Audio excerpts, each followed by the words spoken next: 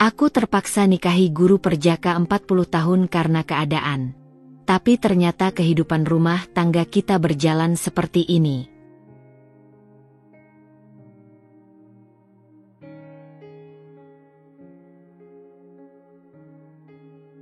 Namaku Anya. 22 tahun. Angka yang terasa pas di usia, belum terlalu muda untuk dianggap kekanak-kanakan, tapi juga belum cukup tua untuk merasa beban dunia ada di pundak. Di usia itu, duniaku terasa begitu luas, penuh dengan kemungkinan yang berkelip di cakrawala. Aku baru saja menyelesaikan studi D3 di salah satu politeknik kota kami, mengambil jurusan manajemen pemasaran. Bukan impian masa kecil, tapi cukup realistis, kata ibu. Mimpi masa kecilku lebih liar, ingin jadi penulis, petualang, atau apapun yang membuatku bisa melihat dunia di luar pagar rumah kami. Rumah kami. Sebuah rumah sederhana di kompleks perumahan kelas menengah yang damai. Tidak besar, tapi selalu rapi dan hangat berkat sentuhan tangan ibu, Rina. Ayahku, Surya, adalah pegawai negeri di kantor pemerintahan daerah. Gajinya tidak besar, tapi cukup untuk menopang hidup kami bertiga. Aku adalah anak tunggal. Ayah selalu menekankan pentingnya kejujuran dan kerja keras. Ibu adalah poros keluarga, lembut tapi tangguh, memastikan rumah selalu terasa seperti tempat pulang, tempat aman dari segala hiruk-pikuk di luar. Duniaku saat itu berkisar antara mencari-cari lowongan pekerjaan pertama, sesekali berkumpul dengan teman-teman kampus di kedai kopi lokal membahas masa depan, atau sekadar mengeluh soal susahnya mencari kerja, dan membantu ibu di rumah. Aku menikmati fase limbo ini. Fase di mana tanggung jawab penuh belum sepenuhnya kugenggam, tapi kebebasan masa kuliah masih terasa hangat di punggungku. Aku punya impian sederhana, mendapatkan pekerjaan yang cukup baik, menabung, mungkin mengambil S1 ekstensi, dan yang paling penting bagiku saat itu, merasakan kemandirian finansial. Bisa membeli buku, tiket konser kecil, atau sekadar mentraktir ibu makan di luar dengan uang hasil jerih payahku sendiri. Aku bukan tipe gadis yang terlalu modis atau gemar bergaul di lingkaran sosial yang luas. Lingkaranku kecil tapi erat. Beberapa teman dekat dari kampus, dan tentu saja, keluarga. Aku suka membaca, menghabiskan sore di taman kota dengan novel atau sekadar mengamati orang berlalu lalang. Aku percaya pada hal-hal baik, pada keadilan kecil yang terjadi sehari-hari, pada gagasan bahwa kerja keras akan berbuah manis, dan bahwa hidup, pada dasarnya, akan baik-baik saja asalkan kita menjalani dengan lurus. Ayah dan ibu tidak pernah terlalu memaksakan kehendak padaku. Mereka hanya ingin aku mandiri dan bahagia. Obrolan kami seringkali santai di meja makan, membicarakan hari yang dilewati, berita di televisi, atau rencana liburan singkat keluar kota yang seringkali hanya berakhir sebagai wacana. Kehidupan kami terasa datar, damai, bahkan mungkin sedikit membosankan jika dilihat dari luar. Tapi bagiku, itu adalah kestabilan yang kusyukuri. Aku ingat suatu sore, aku sedang duduk di teras belakang, membalas pesan teman sambil menyesap teh hangat. Ibu keluar membawa sepiring pisang goreng. "Melamunkan apa, Nak?" tanyanya lembut sambil duduk di sampingku. "Lagi mikir, Bu. Kira-kira kalau aku kerja di bagian marketing, bakal kayak gimana ya?" jawabku. Ibu tersenyum. "Pasti bagus. Anya kan pintar bergaul. Ayah sama ibu sih dukung aja apapun pilihanmu. Asal itu baik dan kamu bahagia." Ayat itu terasa begitu tulus, begitu meyakinkan. Di balik ketenangan hidup kami, aku tahu ada sedikit perjuangan finansial yang tidak pernah dibicarakan secara terbuka. Ayah seringkali terlihat lelah sepulang kerja, dan ibu kadang terlihat khawatir saat membaca tagihan. Tapi mereka selalu berhasil menutupinya dengan senyuman dan memastikan aku tidak kekurangan. Aku pikir, itulah definisi cinta dan pengorbanan orang tua. Aku bertekad, saat aku mendapat pekerjaan nanti, aku akan membantu meringankan beban mereka, membalas kebaikan mereka. Aku tidak pernah membayangkan bahwa dalam hitungan minggu saja, kestabilan dan kedamaian yang kukenal ini akan runtuh. Bahwa impian-impian sederhana yang kurajut di teras rumah itu akan buyar, digantikan oleh kenyataan pahit yang memaksaku mengambil jalan yang sama sekali asing. Aku tidak tahu bahwa di luar dinding rumah yang terasa aman ini, ada badai finansial yang jauh lebih besar dari sekadar sedikit perjuangan. Badai yang akan menghantam dan menyeretku ke dalam pusaran takdir yang tak pernah kuimpikan. Aku tidak tahu bahwa nama Pak Budi, guru sejarah pendiamku yang berusia 40 tahun, akan menjadi poros dari semua kekacauan yang akan datang. Dunia Anya yang belum terusik ini terasa begitu nyata, begitu nyaman. Aku sama sekali tidak siap untuk apa yang akan terjadi selanjutnya. Ritme kehidupan di rumah kami berlanjut seperti biasa, atau setidaknya begitulah yang berusaha ditampilkan oleh ayah dan ibu. Namun, di balik layar yang tampak tenang, aku mulai menangkap sinyal-sinyal kegelisahan yang semakin sulit diabaikan. Perubahan-perubahan kecil itu, yang tadinya hanya kurasa sebagai fluktuasi biasa, kini mulai terasa seperti pola yang mengkhawatirkan. Meja makan kami yang biasanya penuh dengan lauk pauk buatan ibu yang bervariasi, kini terasa sedikit lebih minimalis. Gorengan sore hari yang tadinya hampir selalu ada, perlahan menghilang dari kebiasaan. Ibu masih memasak dengan cinta, tapi porsi daging atau ayam terasa berkurang, diganti dengan lebih banyak sayuran atau tahu tempe. Saat aku berkomentar, ibu akan berdalih, "Bagus buat kesehatan, Anya. Kita perlu lebih banyak serat." Alasan yang masuk akal, memang, tapi nada suaranya terdengar sedikit dipaksakan. "Ayah, ayahku." Sosok yang biasanya hangat dan suka melontarkan lelucon receh di meja makan, kini lebih sering terlihat diam, tatapannya jauh menerawang. Nafsu makannya menurun drastis. Seringkali sarapannya tidak habis, dan dia melewatkan makan malam dengan alasan tidak enak badan, atau sudah makan di luar. Padahal aku tahu dia tidak ada jadwal dinas luar kota. Tangannya seringkali terlihat mengusap dahi, seolah pening yang tak kunjung usai bersarang di kepalanya.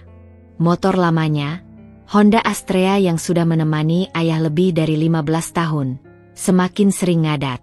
Aku pernah mendengar ayah berbicara dengan ibu di teras, mengeluh soal biaya perbaikan yang semakin membengkak, sementara niat untuk menggantinya dengan motor baru seolah menguap begitu saja dari percakapan mereka. Ibu Rina, malaikat pelindung rumah kami, juga tidak luput dari perubahan. Senyumnya masih ada, tapi tidak secerah dulu. Pandangannya sering kosong, menatap entah kemana. Aku pernah memergokinya duduk termenung di depan lemari es yang pintunya sedikit reot, seolah sedang menghitung sesuatu di dalam benaknya. Desahan napasnya terdengar lebih sering dari biasanya. Dia masih menerima jahitan dari tetangga, tapi aku perhatikan dia mengambil lebih banyak pekerjaan. Tangannya bergerak lebih cepat, matanya terlihat lelah hingga larut malam. Pernah suatu kali aku melihat ibu menghitung uang receh di dalam kaleng biskuit bekas, wajahnya murung. Saat dia sadar aku melihatnya, dia buru-buru menutup kaleng itu dan tersenyum kikuk. "Ini cuma uang kembalian belanja, Nak." Semua pertanda itu terangkai, membentuk sebuah gambaran yang mengusik. Ini bukan sekadar sedikit perjuangan finansial yang umum dihadapi keluarga biasa. Ini terasa lebih berat, lebih mencekam. Puncaknya terjadi suatu malam, menjelang tengah malam. Aku merasa haus dan memutuskan turun ke dapur untuk mengambil air. Saat melewati ruang tengah, aku mendengar suara bisik-bisik dari dalam. Ayah dan ibu. Mereka pikir aku sudah tidur lelap. Aku berhenti di ambang pintu, terpaku. Suara ayah terdengar begitu berat, penuh keputusasaan. "Tidak tahu lagi harus bagaimana, Rina. Jumlahnya terlalu besar."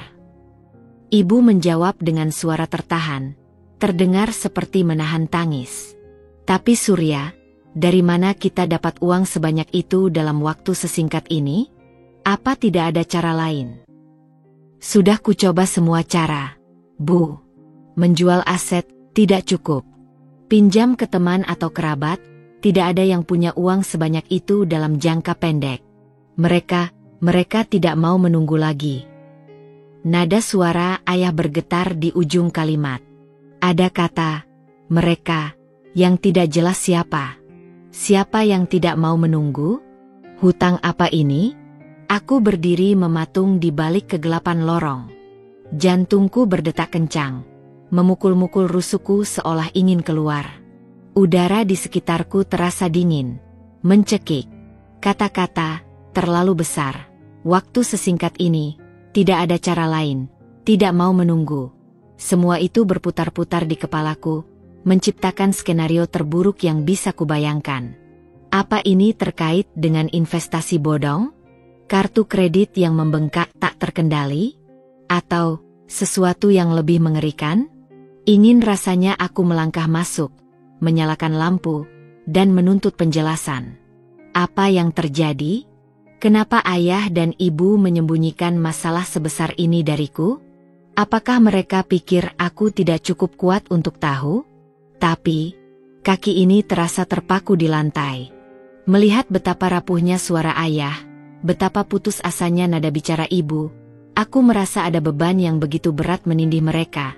Beban yang mungkin akan hancur jika aku menambahinya dengan pertanyaan atau kekhawatiranku. Mereka melindungiku. Mereka berusaha keras menjaga agar aku tidak tahu. Keputusan itu terasa egois, tapi saat itu, naluriku memberitahu untuk tetap diam, untuk tidak menambah beban di pundak mereka yang sudah membungkuk. Aku mundur perlahan, kembali ke kamarku dengan langkah kaki yang terasa berat. Aku tidak jadi mengambil minum. Kerongkonganku terasa tercekat oleh ketakutan yang tiba-tiba tumbuh mekar di dalam diriku. Aku berbaring di tempat tidur, menatap langit-langit dalam kegelapan, bisik-bisik ayah dan ibu terus terngiang di telingaku. Malam itu, aku mengambil keputusan. Aku harus segera mendapatkan pekerjaan. Tidak peduli pekerjaan apa, asalkan menghasilkan uang. Uang yang bisa kugunakan untuk membantu mereka, apapun masalahnya. Jika mereka tidak mau memberitahuku masalahnya, setidaknya aku bisa menjadi bagian dari solusi finansialnya. Impianku tentang kemandirian atau karir impian terasa kecil, dan tidak penting lagi dibandingkan dengan bayangan kehancuran yang kurasakan akan menghampiri keluargaku. Aku tidak tahu seberapa besar masalah itu. Aku tidak tahu kapan waktu sesingkat ini akan tiba. Tapi aku tahu, waktu yang kumiliki untuk menikmati dunia Anya yang belum terusik telah berakhir. Badai itu bukan lagi bayangan, tapi sudah terasa hembusan angin dinginnya, membekukan harapan dan impian remajaku, siap menyeretku ke dalam takdir yang tidak pernah, bahkan dalam mimpi terburukku sekalipun, kubayangkan. Kegelisahan itu kini menjadi teman setiaku, menemani setiap langkah dan pikiranku. Setelah malam di mana aku mendengar bisik-bisik rahasia orang tuaku, tidurku sering terinterupsi oleh bayangan kata-kata, hutang besar, dan waktu singkat. Aku terbangun di pagi hari dengan beban tak kasat mata di dada, langsung menuju laptop seolah ada api yang mengejar. Pencarian kerja yang tadinya kulakukan dengan santai dan pilih-pilih, kini berubah menjadi perburuan yang panik. Aku mengirimkan lamaran kemana saja, tidak peduli apakah posisinya relevan dengan jurusanku, apakah gajinya sesuai harapanku, atau apakah perusahaannya bona fide. Mulai dari staf administrasi di kantor kecil, asisten toko di butik pinggiran kota, bahkan resepsionis di klinik gigi, semua kulamar.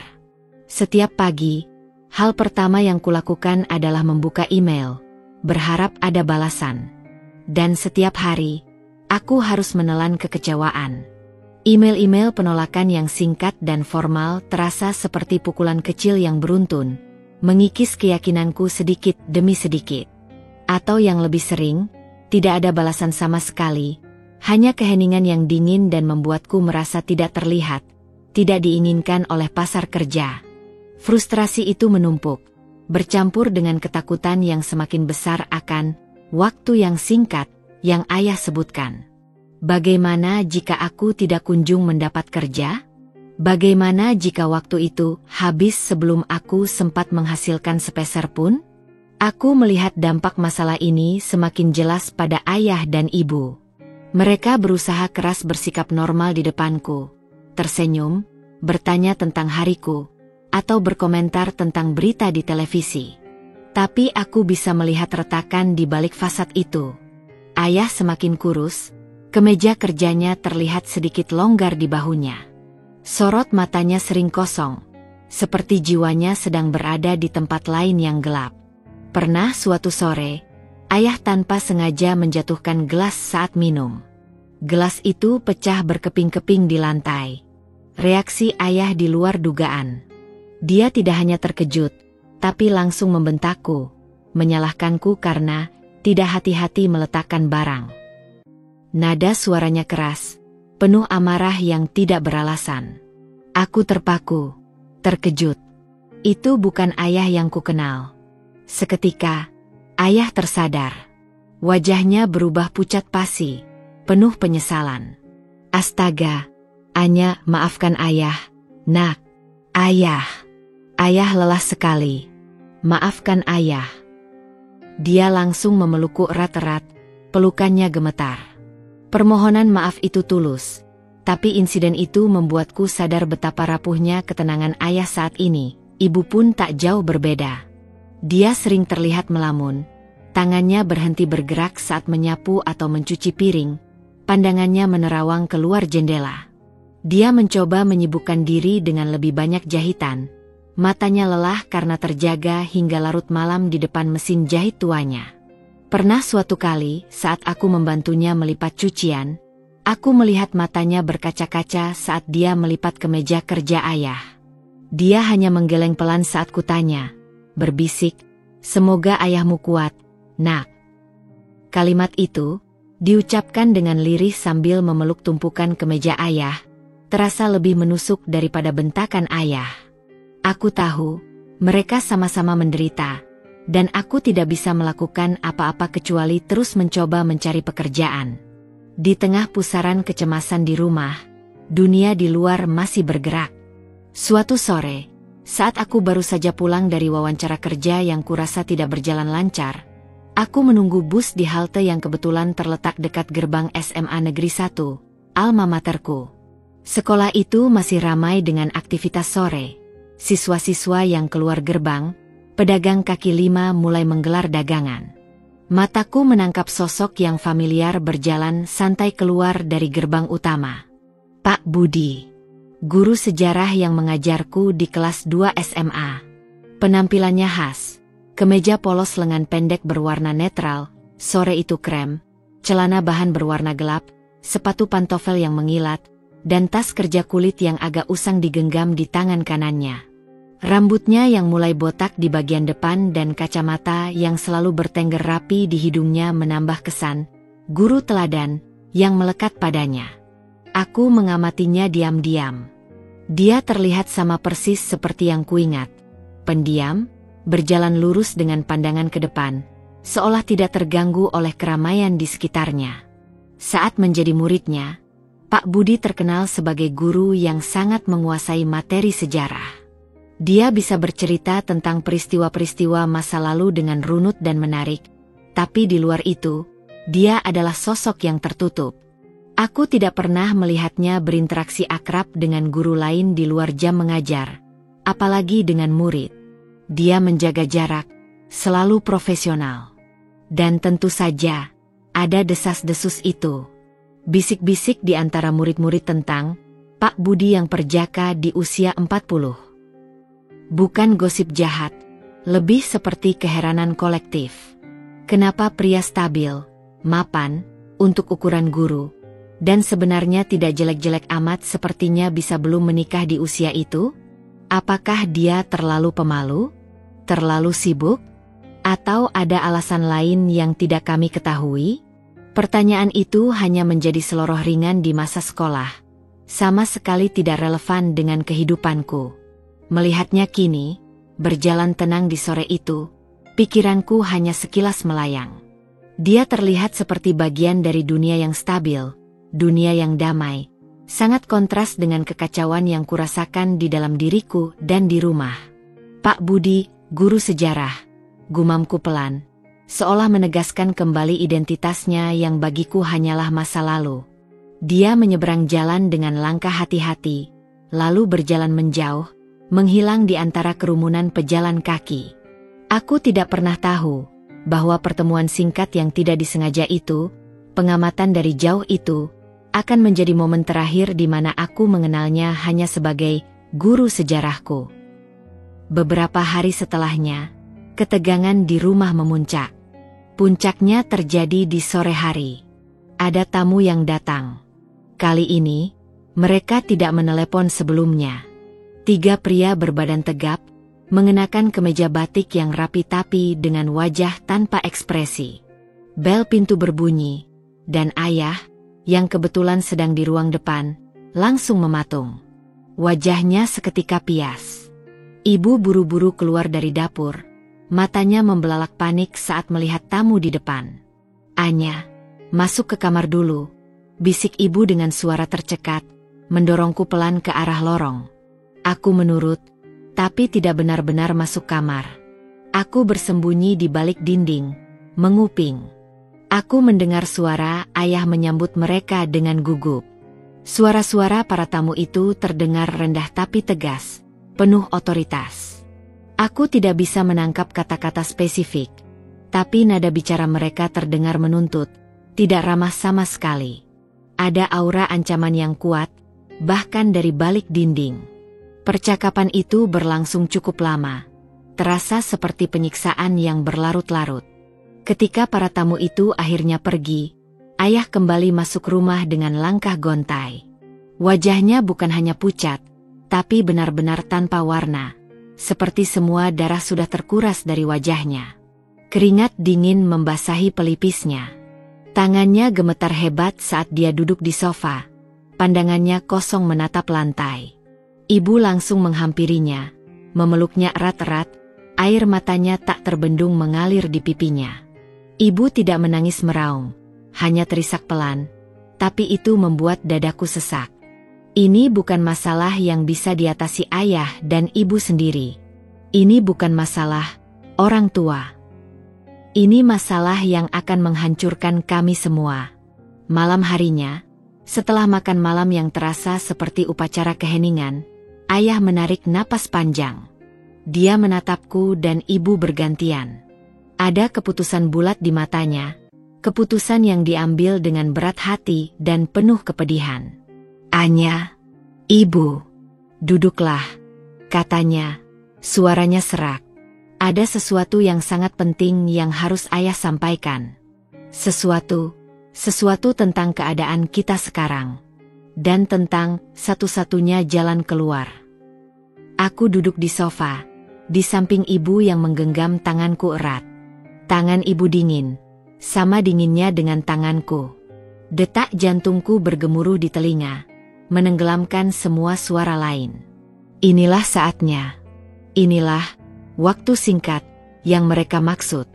Badai itu bukan lagi sekadar hembusan angin.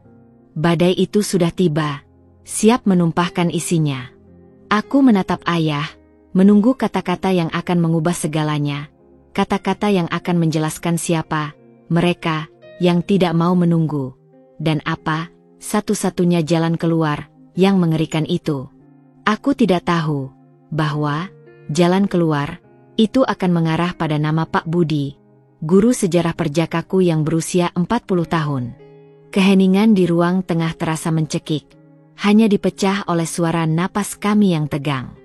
Ayah duduk di hadapanku, ekspresi di wajahnya adalah campuran dari rasa bersalah yang mendalam, keputusasaan, dan permohonan yang pilu. Ibu di sampingku menggenggam tanganku begitu erat, seolah takut aku akan menghilang jika dia melepaskannya. Aku menanti, seluruh tubuhku menegang, siap menerima pukulan. Tapi aku tidak menyangka, pukulan itu akan datang dari arah yang sama sekali tidak terpikirkan. Ayah menarik napas panjang, mencoba mengumpulkan kekuatan. "Anya, nak, dengarkan ayah baik-baik. Ini kesalahan terbesar ayah. Beberapa tahun lalu. Ayah tergiur dengan tawaran investasi. Seseorang yang ayah kenal meyakinkan ayah bahwa ini adalah jalan pintas untuk memperbaiki keadaan finansial keluarga kita. Katanya, untungnya besar dalam waktu sangat singkat. Ayah pikir ini kesempatan untuk bisa memberikan yang lebih untuk ibu dan kamu. Biar ayah bisa menyekolahkanmu sampai luar negeri kalau kamu mau. Punya rumah yang lebih mewah, bisa jalan-jalan tanpa mikir biaya. Ayah terlalu silau, terlalu bodoh, nak. Suara ayah bergetar, penuh penyesalan. Ayah menggunakan semua tabungan kami. Bahkan menjual sedikit perhiasan ibu diam-diam. Ayah juga meminjam uang dalam jumlah yang sangat besar, dari beberapa pihak yang berbeda. Ayah yakin bisa mengembalikan dengan cepat setelah investasi itu berhasil. Ayah berhenti, menunduk dalam-dalam, seolah tidak sanggup menatapku. Tapi, ternyata itu semua penipuan. Investasi itu fiktif. Uang ayah hilang semua.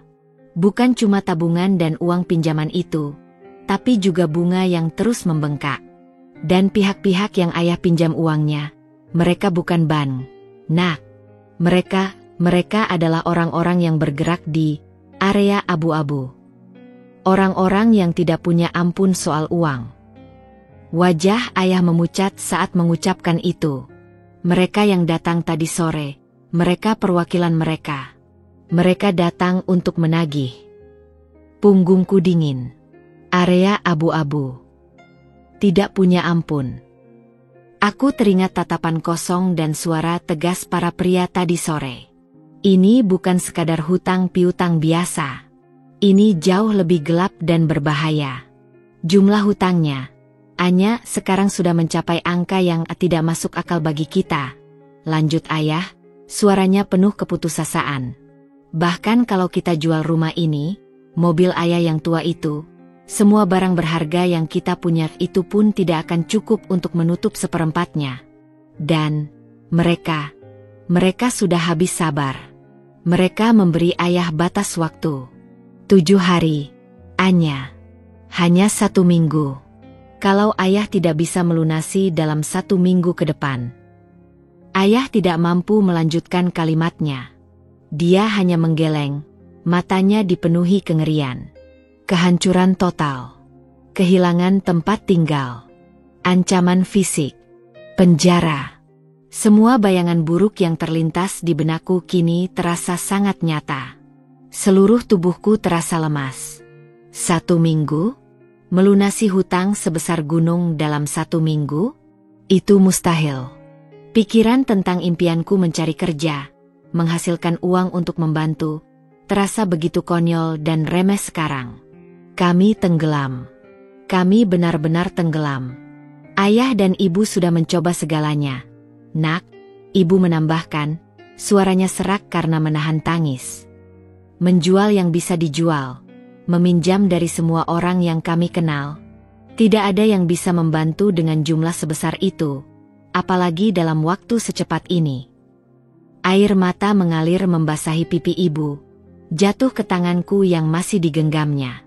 Namun, ada satu jalan, kata ayah, nadanya kembali sedikit stabil, tapi justru terasa lebih berat dari sebelumnya. Ada seseorang yang bersedia membantu ayah melunasi seluruh hutang ini. Seluruhnya, Anya, tanpa sisa. Segera. Secercah harapan kecil, sekecil api di tengah badai, menyala di dadaku. Seseorang? Mukjizat?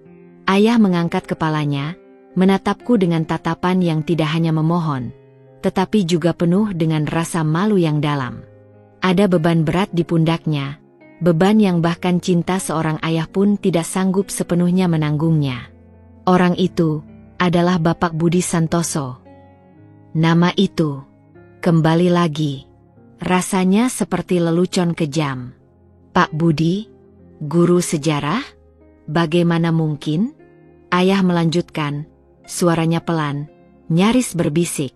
Beliau adalah kerabat jauh dari pihak almarhumah kakekmu, dari garis yang cukup berada. Ayah sebenarnya sudah lama tidak berhubungan dekat, tapi dalam keputusasaan, ayah menghubunginya. Ayah menjelaskan sebagian dari masalah kita, dan memohon bantuannya. Beliau mengejutkan ayah. Beliau bersedia membantu. Ayah berhenti sejenak, menarik napas lagi, mempersiapkan diri. Aku bisa merasakan ada sesuatu yang mengerikan akan datang. Dengan satu syarat, Nak. Syarat itu. Kata itu menggantung di udara, terasa lebih berat dari seluruh hutang yang ada. Aku menunggu, jantungku berdebar tak karuan. Ayah mengucapkannya, perlahan, jelas, menusuk langsung ke inti ketakutanku. Beliau, Bapak Budi, ingin menikahimu, Anya. Beliau bersedia melunasi seluruh hutang ayah, menghapusnya, dengan syarat kamu bersedia menjadi istrinya. Duniaku runtuh. Tidak, duniaku hancur berkeping-keping.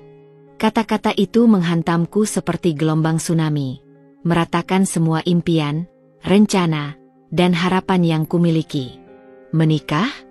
Aku? Dengan Pak Budi? Guru sejarahku yang pendiam, kaku, 40 tahun dan perjaka? Rasanya seperti terjatuh ke dalam lubang hitam yang dingin dan gelap. Tidak. Jeritanku nyaris histeris, spontan keluar dari tenggorokanku yang tercekat. Aku menarik tanganku dari genggaman ibu seolah terbakar. Tidak. Ayah. Ibu. Apa maksud semua ini? Menikahi Pak Budi? Kenapa harus aku? Aku tidak mengenalnya. Aku tidak mencintainya. Dia lebih tua dari ayah dan ibu. Ini tentu tidak benar. Pak Budi seusia ayah, koreksi internal. Tapi biarkan emosi Anya saat panik membuatnya salah bicara ini. Dia 40 tahun. Dia guru saya. Aku bahkan tidak pernah bicara banyak dengannya di sekolah. Dan dia, kata, perjaka, masih tertahan, menjadi sumber keanehan dan aib tersendiri dalam lamaran mengerikan ini. Air mata mengalir deras di pipiku, bercampur dengan ingus, rasa marah, dan kekecewaan yang luar biasa. Apa kalian menjualku? Apa kalian memanfaatkan aku? Anya, Nak, jangan bicara begitu. Astaga. Ibu mencoba memelukku, tapi aku mundur. Ayah tahu ini kejam. Nak, ayah tahu ini tidak adil bagimu, kata ayah, matanya memerah.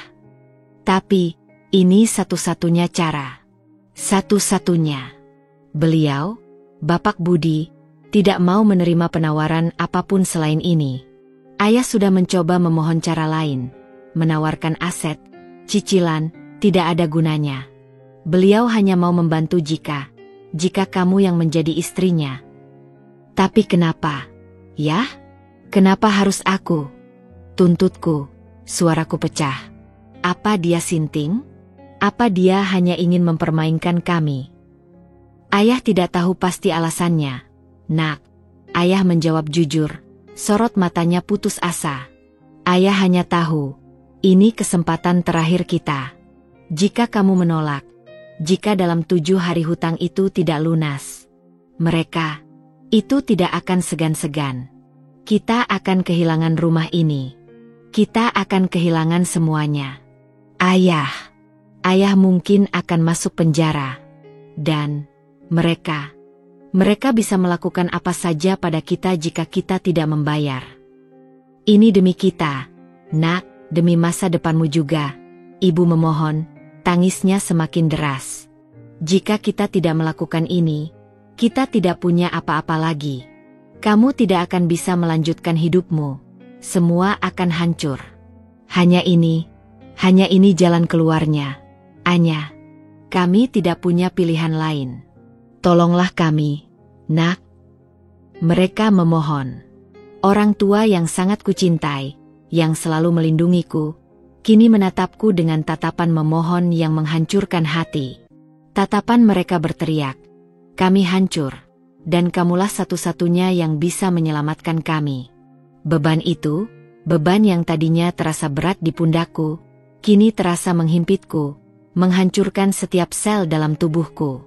Menikahi Pak Budi, guru sejarahku, pria 40 tahun yang tidak kukenal hatinya, menjadi alat pembayaran hutang, menukar kebebasanku, impianku, masa depanku, demi menyelamatkan keluarga dari kehancuran. Aku terisak tanpa suara, tenggelam dalam keputusasaan. Seluruh duniaku, yang baru saja beberapa menit lalu kurasa hanya sedikit goyah, kini benar-benar rata dengan tanah. Aku merasa seperti terombang-ambing di tengah laut badai, tanpa perahu penyelamat, kecuali satu. Sebuah kapal asing berbendera Pak Budi yang meminta tarif paling mengerikan, diriku sendiri. Nama Pak Budi bukan lagi sekadar nama guru. Itu adalah nama takdir yang kejam, takdir yang dipaksakan oleh keadaan yang begitu nyata dan begitu mengerikan. Aku tahu, dalam hati kecilku yang berteriak menolak, bahwa aku tidak punya pilihan lain. Kehidupan Anya yang mandiri, yang punya mimpi, yang punya pilihan, sudah berakhir malam ini. Malam itu, setelah kata-kata ayah meruntuhkan duniaku dan air mata ibu membasahi tanganku, aku kembali ke kamarku dalam kondisi setengah sadar. Rasanya seperti jiwaku telah dicabut paksa dari ragaku. Aku roboh di tempat tidur. Isakan tangis pecah dari dadaku seperti gunung berapi yang meletus setelah sekian lama terpendam. Semua kepedihan, kekecewaan, kemarahan, dan ketakutan yang kurasakan sejak mendengar bisik-bisik ayah dan ibu, sejak tamu-tamu menakutkan itu datang, semuanya tumpah ruah. Aku menangis hingga sesak, hingga paru-paruku terasa perih, hingga kepalaku berdenyut sakit, hingga air mata yang keluar terasa panas membakar kulitku. Rasanya asin, seperti menelan lautan kepahitan. Ayah dan ibu sesekali datang, duduk di sisi ranjangku, mengusap punggungku, membisikkan kata-kata permintaan maaf dan janji bahwa mereka akan berusaha membuatku bahagia setelah ini. Tapi kata-kata itu tidak sampai. Aku merasa seperti berada di dasar sumur yang gelap. Suara mereka terdengar jauh, teredam, dan tidak mampu menarikku keluar dari sana. Aku merasa dikhianati, meskipun aku tahu mereka tidak punya pilihan. Aku merasa marah pada keadaan, pada hutang itu, pada mereka yang mengancam, dan ya, bahkan pada Pak Budi yang datang entah dari mana dengan syarat mengerikan ini. Siapa dia sampai merasa berhak menukar kebaikannya dengan hidupku? Apa dia tidak punya hati? Apa dia tidak melihat betapa tidak masuk akalnya syarat itu? Pikiran-pikiran itu berputar-putar, bercampur dengan bayangan masa depanku yang hancur. Impian sederhana tentang kemandirian, karir, dan cinta yang tulus terasa seperti abu yang beterbangan, menghilang tanpa jejak. Aku menghabiskan sisa malam itu dalam kondisi setengah terjaga, terombang-ambing antara syok, kesedihan, dan teror. Setiap kali aku menutup mata, aku melihat wajah ayah yang pucat dan mata ibu yang menangis. Aku mendengar suara tegas para penagih hutang. Aku melihat bayangan rumah kami yang kosong dan gelap. Dan di tengah semua kengerian itu, muncul siluet Pak Budi, pendiam dan asing, sebagai satu-satunya jalan keluar yang harus kubayar dengan seluruh hidupku. Pagi menjelang, bukan dengan harapan, tapi dengan kepastian yang suram. Fajar yang menyingsing di luar jendela kamarku terasa dingin, ironis, mewarnai langit dengan warna-warna indah seolah mengejek kehancuran di hatiku. Aku bangkit dari tempat tidur, tubuhku terasa remuk redam, mata bengkak dan perih. Suaraku serak. Aku berjalan keluar kamar, menemukan ayah dan ibu tertidur lelap di sofa ruang tengah, kelelahan mengalahkan kekhawatiran mereka sesaat. Wajah mereka diwarnai garis-garis lelah dan pias, terlihat begitu rapuh dan tidak berdaya. Melihat mereka seperti itu, hatiku kembali teriris. Ini bukan hanya tentang aku. Ini tentang mereka juga. Tentang keluarga kami. Tentang kelangsungan hidup kami. Dan dalam kesendirian di dasar sumur keputusasaan semalam, aku telah membuat keputusan. Bukan dengan sukarela, bukan dengan lapang dada, tapi dengan pengakuan dingin bahwa aku tidak punya pilihan lain. Opsi yang ada hanyalah kehancuran total atau menjadi istri Pak Budi. Dan kehancuran itu terasa jauh lebih mengerikan. Aku duduk di lantai di depan mereka, menarik napas dalam-dalam, merasakan udara dingin mengisi paru-paruku yang perih. Aku harus mengucapkannya. Aku harus mengakhiri penderitaan mereka dengan mengorbankan diriku. Aku menyentuh lengan ibu perlahan. Mereka terbangun, terkejut, dan langsung duduk tegak. Mata mereka menatapku penuh pertanyaan dan harapan yang sangat genting. Ayah, ibu. Suaraku keluar, serak dan pelan, seperti gesekan pasir. Aku menelan ludah, mengumpulkan semua kekuatan yang tersisa di tubuhku yang lelah. Kata-kata itu terasa berat, seperti kerikil panas yang harus kutelan, menggores tenggorokanku. Aku bersedia. Ruangan itu hening sejenak. Kemudian, wajah ayah dan ibu berubah. Kelegaan luar biasa membanjiri mata mereka, membasuh garis-garis khawatir yang dalam di dahi mereka. Bahu mereka yang tegang mendadak kendur. Tetapi, kelegaan itu tidak datang sendiri. Itu bercampur dengan kesedihan yang mendalam, rasa bersalah yang jelas terlihat, dan rasa terima kasih yang begitu besar hingga rasanya menyesakkan. Ibu kembali menangis, tapi kali ini air mata lega dan haru, memelukku erat sekali, seolah takut aku akan menarik kembali kata-kataku. Anya, nak. Terima kasih. Terima kasih banyak, bisik ayah, suaranya tercekat, matanya berkaca-kaca. Dia menggenggam tanganku, genggamannya begitu kuat seolah ingin menyalurkan semua perasaannya. Ayah tidak akan pernah melupakan pengorbananmu ini, nak. Maafkan ayah, maafkan kami. Maafkan ayah dan ibu, sayang, bisik ibu di telingaku. Pelukannya semakin erat. Ini satu-satunya cara. Kami benar-benar tidak punya pilihan lain. Aku hanya membiarkan mereka memelukku, merasakan kehangatan keluarga yang baru saja kuselamatkan dengan menukarkan seluruh masa depanku. Di tengah semua itu, terselip sedikit rasa pahit. Pengorbananku ini, kelegaan mereka, semua terasa begitu berat. Aku telah memilih jalan yang terasa salah di setiap aspeknya, hanya demi melihat mereka bisa bernapas lega. Siang itu, setelah ayah sedikit pulih dari syok dan kelegaan, dia mengambil ponselnya dengan tangan yang masih sedikit gemetar. Aku melihatnya menarik napas dalam-dalam sebelum menekan nomor telepon. Dia berjalan ke teras, mungkin mencari privasi, tapi aku bisa mendengar samar-samar suaranya yang berubah. Formal.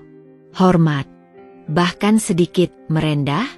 Itulah cara dia berbicara kepada penyelamat kami. Setiap kata yang diucapkannya di telepon itu terasa seperti paku yang menancap di peti mati impianku. Aku duduk di sofa, menatap kosong keluar jendela, merasakan kebas di seluruh tubuhku. Tidak lama kemudian, sekitar 1 jam setelah ayah selesai menelepon, ponsel rumah berdering. Ayah melihat nama di layar.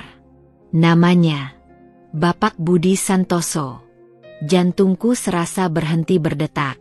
Dia? Meneleponku secara langsung? Ayah menatapku. Ekspresinya campuran antara kelegaan bahwa Pak Budi merespons dan kecanggungan tentang apa yang harus dilakukan selanjutnya. Dia menyerahkan ponsel itu padaku. Tangannya sedikit terulur ragu. Aku menerima benda itu. Terasa berat di tanganku.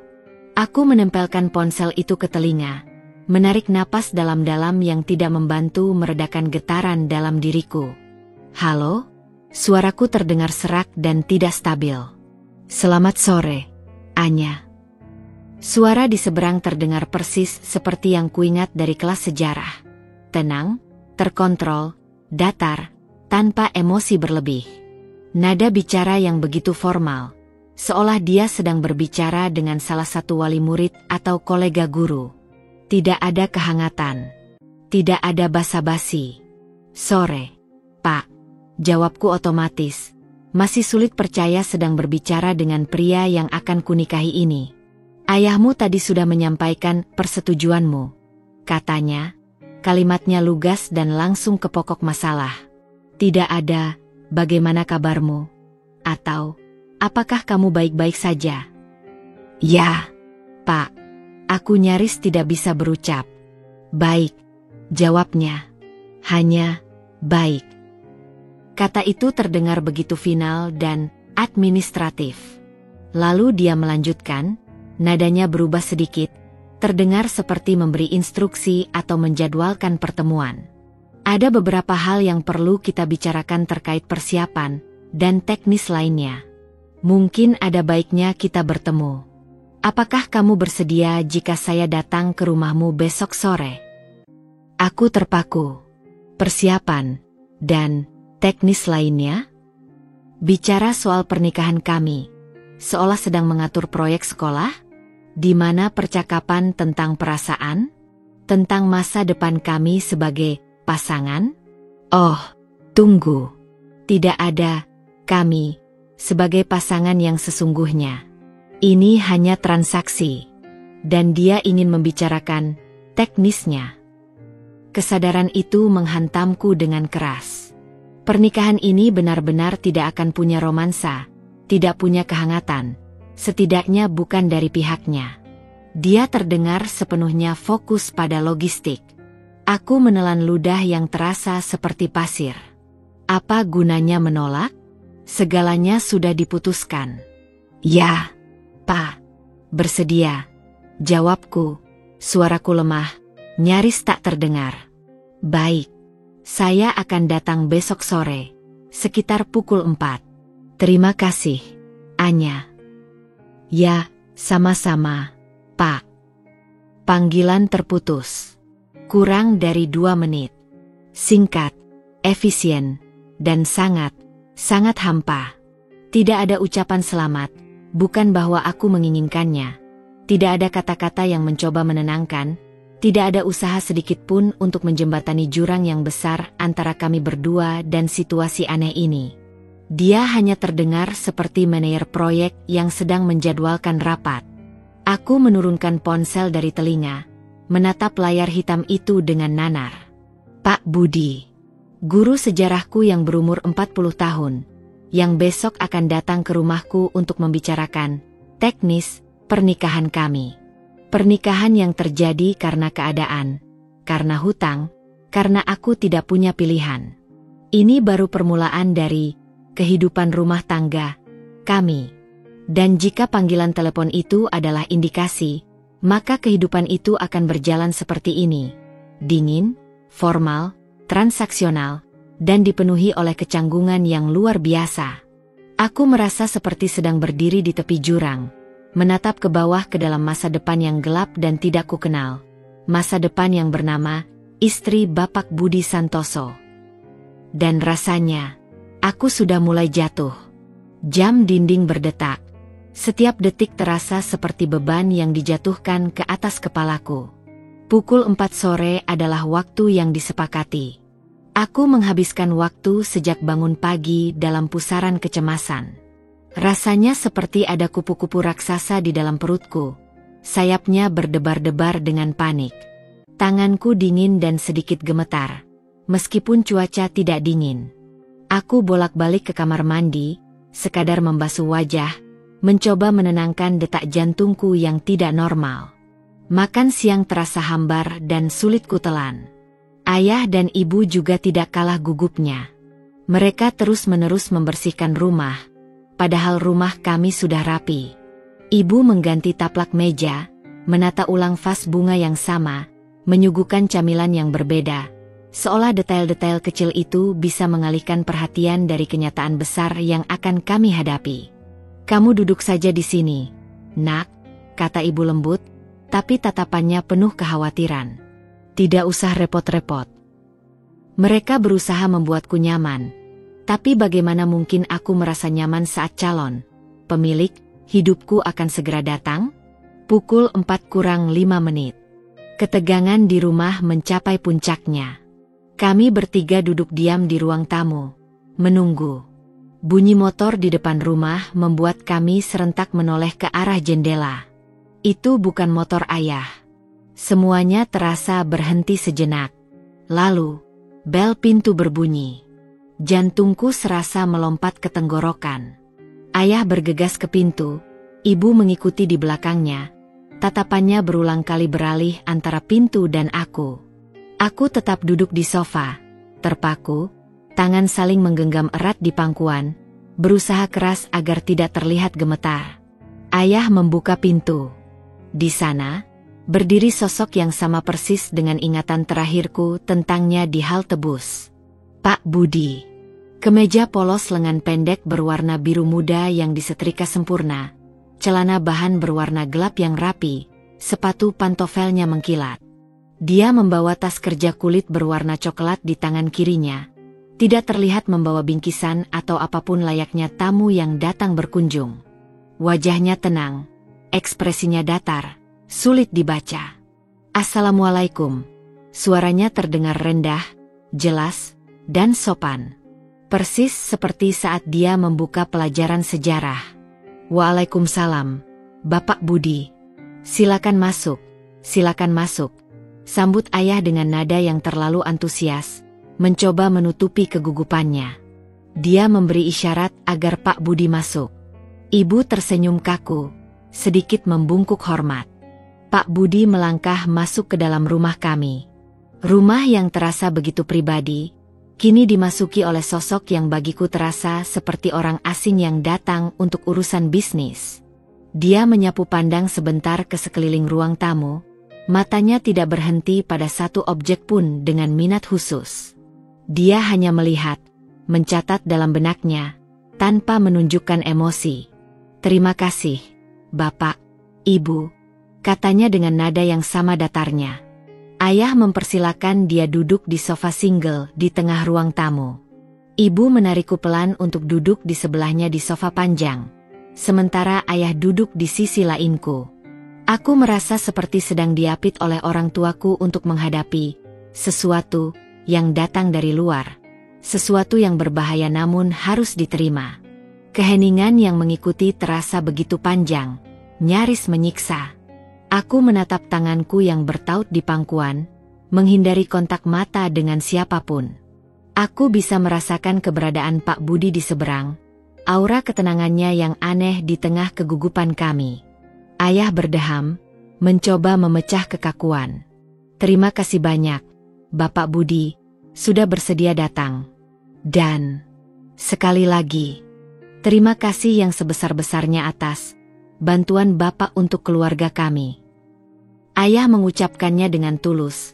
Ada campuran rasa lega yang besar dan rasa malu yang mendalam dalam suaranya. Pak Budi mengangguk pelan. Ekspresinya tidak berubah. Sama-sama, Bapak Surya. Tidak perlu sungkan. Kita ini kan masih kerabat. Kata kerabat itu diucapkannya tanpa penekanan khusus. Seolah itu hanya fakta silsilah, bukan ikatan emosional. Kemudian, dia mengalihkan pandangannya padaku. Matanya bertemu mataku sejenak. Itu bukan tatapan hangat, juga bukan tatapan dingin yang menusuk. Hanya tatapan lurus, datar, menilai. Seperti sedang memeriksa tabel data. Tidak ada senyuman, tidak ada kerutan dahi, tidak ada pertanyaan diam-diam. Hanya pengamatan. Rasanya sangat aneh. Anya, katanya, suaranya tenang dan formal. Sama persis seperti saat dia memanggil nama muridnya di kelas. Ayahmu sudah menyampaikan bahwa kamu bersedia. Aku hanya bisa mengangguk kecil. Lidahku terasa keluh. Bersedia. Kata itu terasa seperti beban berat di pundakku. Baik, katanya. Kata baik, yang kembali membuat perutku bergejolak. Kata itu mengkonfirmasi bahwa baginya, ini adalah kesepakatan yang sudah selesai, tinggal dieksekusi. Dia lalu merapikan posisi duduknya, menggenggam tas kerjanya di pangkuan seolah itu berkas penting. Sesuai pembicaraan di telepon, saya datang untuk membicarakan hal-hal teknis terkait rencana kita ke depan. Rencana kita. Diucapkan tanpa emosi sedikit pun. Ini bukan rencana masa depan kita bersama. Ini adalah rencana untuk menjalankan kesepakatan ini. Ayah mengangguk-angguk. Iya, Bapak Budi. Anya sudah tahu situasinya. Ya, saya paham, jawab Pak Budi singkat.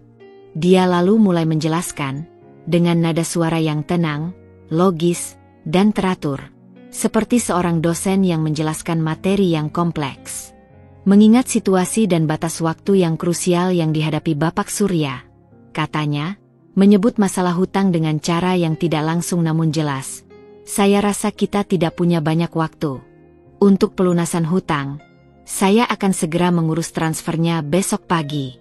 Saya sudah pastikan jumlah dan rekening tujuannya dengan Bapak Surya. Bapak dan Ibu tidak perlu khawatir lagi soal ini. Dia menatap ayah dan ibu. Sekilas, aku melihat ekspresi lega yang luar biasa melintas di wajah mereka, sebelum mereka kembali memasang wajah tegang. Beban itu akan terangkat besok pagi, dengan harga diriku, yang duduk diam di sini. Untuk pernikahan, lanjut Pak Budi, pandangannya beralih kembali kepadaku. Tatapannya masih datar, tidak memberiku petunjuk apapun tentang perasaannya. Mengingat waktu yang mendesak dan tujuan utama kesepakatan ini, saya mengusulkan akad nikah dilaksanakan secepatnya. Mungkin lusa atau 3 hari lagi. Hari yang baik dan memungkinkan secara administrasi. Hanya akad, dihadiri keluarga inti saja. Tidak perlu resepsi atau acara besar-besaran yang memakan waktu dan biaya. Apakah itu keberatan bagimu, Anya? Lusa? 3 hari lagi? Pertanyaan itu menghantamku seperti pukulan telak. Begitu cepat? Aku bahkan belum selesai menangisi hidupku yang lama. Ini terasa begitu terburu-buru, begitu tanpa perasaan. Aku tersentak. Menarik napas tajam. Keberatan? Tentu saja aku keberatan. Aku keberatan dengan seluruh situasi ini. Tapi aku hanya bisa menggeleng pelan. Tidak sanggup mengucapkan sepatah kata pun. Suaraku tercekat di tenggorokan. Baik, katanya lagi, menerima gelenganku sebagai persetujuan. Nadanya tetap tidak berubah. Sama sekali tidak terpengaruh oleh ekspresi kaget atau sedih di wajahku atau ayah ibu. Kita bisa urus semua berkas ke KUA besok pagi. Bapak Surya, mungkin bisa siapkan dokumen-dokumen awal seperti N1, N4 dan KTP-nya. Ayah mengangguk cepat.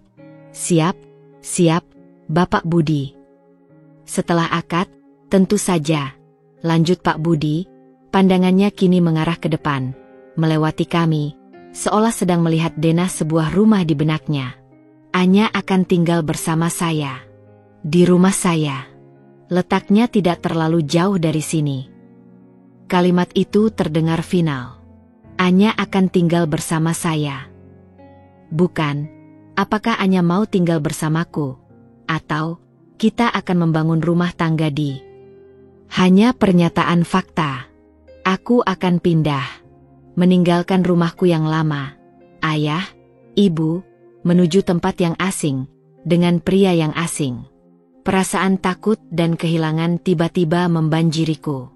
Untuk hal-hal lain terkait kehidupan sehari-hari, Pak Budi berhenti sejenak, tangannya merapikan lipatan celananya yang sudah rapi. Saya tidak punya tuntutan spesifik tentang peranmu di rumah. Kamu bisa melanjutkan kegiatanmu. Jika ingin melanjutkan studi yang sempat tertunda, bisa kita atur. Jika ingin mencari pekerjaan, silakan. Yang penting, rumah tangga berjalan dengan baik, sesuai norma yang berlaku. Pernyataannya tentang, tidak ada tuntutan spesifik, sedikit mengejutkanku. Namun cara dia mengucapkannya datar, formal, dan diakhiri dengan frasa, sesuai norma yang berlaku. Justru terasa ambigu dan menakutkan. Apa maksudnya? Sesuai norma? Apakah itu berarti ada ekspektasi tak tertulis yang harus kupenuhi?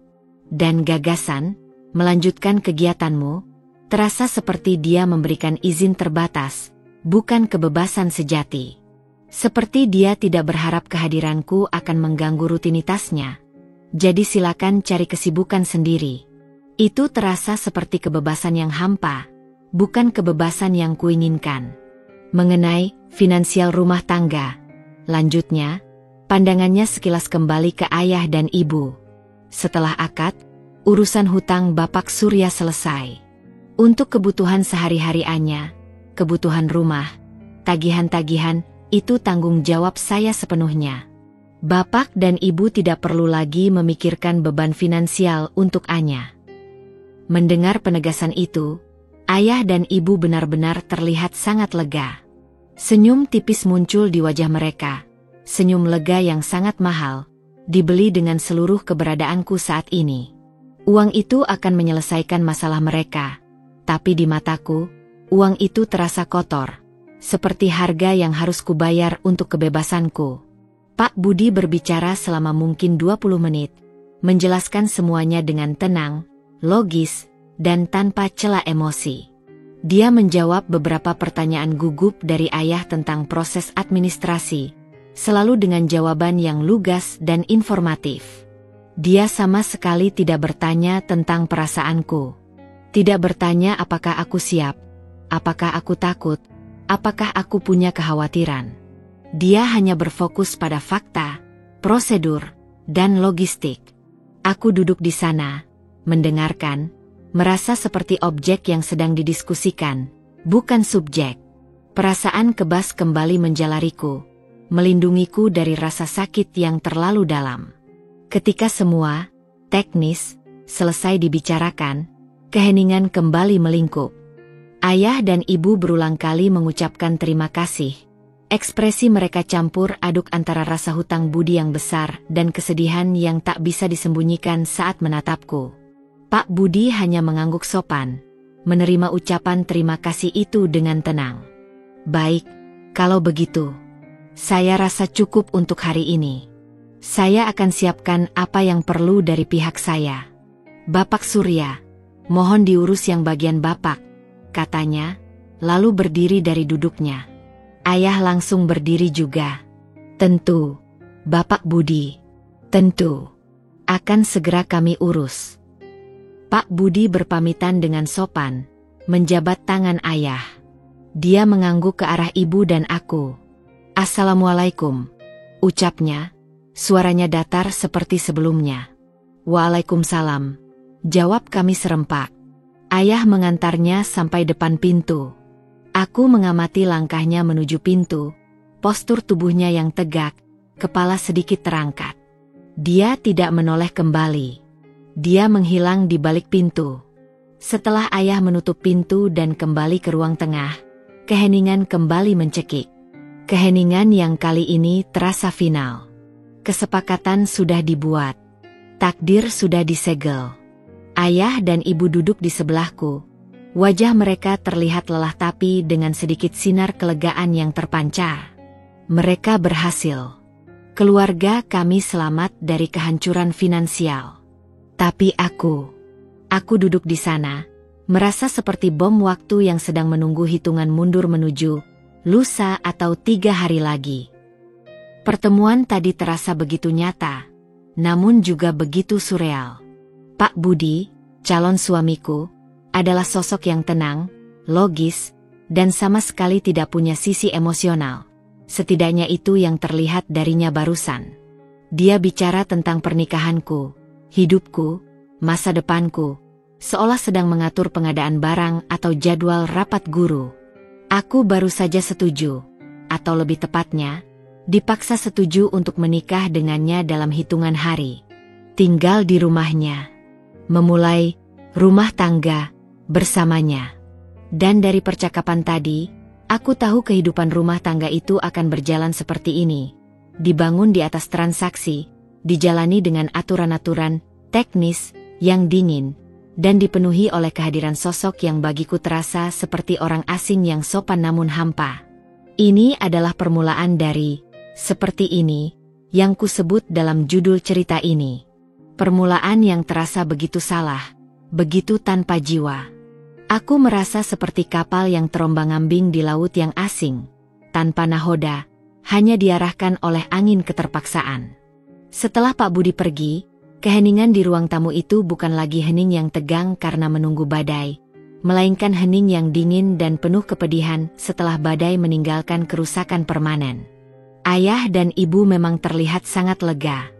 Aku bisa melihat itu dari cara bahu mereka mengendur. Garis ketegangan di wajah mereka sedikit menghilang. Mereka saling berpandangan dengan ekspresi yang bercampur antara rasa syukur yang dalam dan sisa-sisa ketakutan yang baru saja terangkat. Mereka aman. Hutang itu akan terbayar. Keluarga kami selamat dari kehancuran finansial yang mengerikan. Namun, kelegaan mereka terasa seperti pukulan terpisah bagiku. Sementara mereka bisa bernapas lega, aku merasa seperti paru-paruku baru saja dikosongkan paksa. Jurang kesedihan dan ketakutan yang menganga di dalam diriku terasa semakin dalam, kontras tajam dengan kelegaan yang terpancar dari orang tuaku. Ini adalah harga yang harus kubayar. Harga yang sangat mahal. Ucapan Pak Budi tentang lusa atau 3 hari lagi, terus terngiang, menghantamku berulang kali seolah menjadi hitungan mundur yang tidak bisa dihentikan. Begitu cepat. Semuanya terjadi begitu cepat. Dari gadis yang masih berburu pekerjaan dan merajut mimpi sederhana, mendadak dihadapkan pada kenyataan pernikahan paksa dalam hitungan hari saja. Rasanya seperti sedang berada di atas kereta api yang melaju kencang tanpa rem, menuju stasiun yang sama sekali tidak ingin kukunjungi. Aku tidak punya waktu untuk memproses, tidak punya waktu untuk berduka, hanya ada dorongan paksa ke depan menuju nasib yang tak terhindarkan. Kecepatan ini membuat semuanya terasa surreal, seperti mimpi buruk yang dipercepat di mana aku hanyalah penonton tak berdaya dari hidupku sendiri. Keesokan harinya, ritual menuju pernikahan dimulai, terasa begitu kering dan birokratis. Ayah mengurus sebagian besar prosesnya. Aku hanya diminta menyiapkan beberapa dokumen, seperti kartu keluarga dan KTP. Pagi itu, aku ikut ayah ke kantor urusan agama, KUA. Bangunan KUA terasa formal dan dingin, dipenuhi bau kertas dan stempel. Orang-orang yang berlalu lalang di sana terlihat sibuk dengan urusan mereka. Ada yang terlihat bahagia mengurus pernikahan, ada yang terlihat gugup. Aku hanya duduk di kursi tunggu yang keras, merasa hampa dan terpisah dari semua orang. Ayah berbicara dengan petugas KUA di loket. Mereka tersenyum ramah pada ayah, mengucapkan selamat atas rencana pernikahan putrinya. Petugas itu kemudian memanggil namaku dan memintaku menandatangani beberapa formulir. Namaku, tanggal lahirku, nama ayahku, nama ibu, dan kolom calon suami, Budi Santoso. Setiap kali aku membubuhkan tanda tangan, rasanya seperti segel yang dipasang pada takdirku. Pena di tanganku terasa berat, kertasnya terasa dingin di bawah sentuhanku. Semua terasa begitu nyata, namun juga begitu tidak nyata. Petugas itu menatapku sekilas saat aku menandatangani. Senyum ramahnya sedikit memudar, digantikan oleh ekspresi yang sekilas terlihat seperti rasa iba atau mungkin keheranan, tapi hanya sesaat, sebelum dia kembali profesional. Aku buru-buru menunduk, tidak sanggup membalas tatapannya. Di balik proses administrasi yang membosankan ini, hidupku sedang tergadaikan. Setelah dari KUA, aku harus mulai mengemasi barang-barangku. Ini bukan kegiatan yang menyenangkan seperti saat mengemasi koper untuk berlibur atau pindah ke kos-kosan baru yang penuh harapan. Ini adalah mengemasi hidup lama untuk ditinggalkan dan digantikan dengan hidup yang sama sekali asing.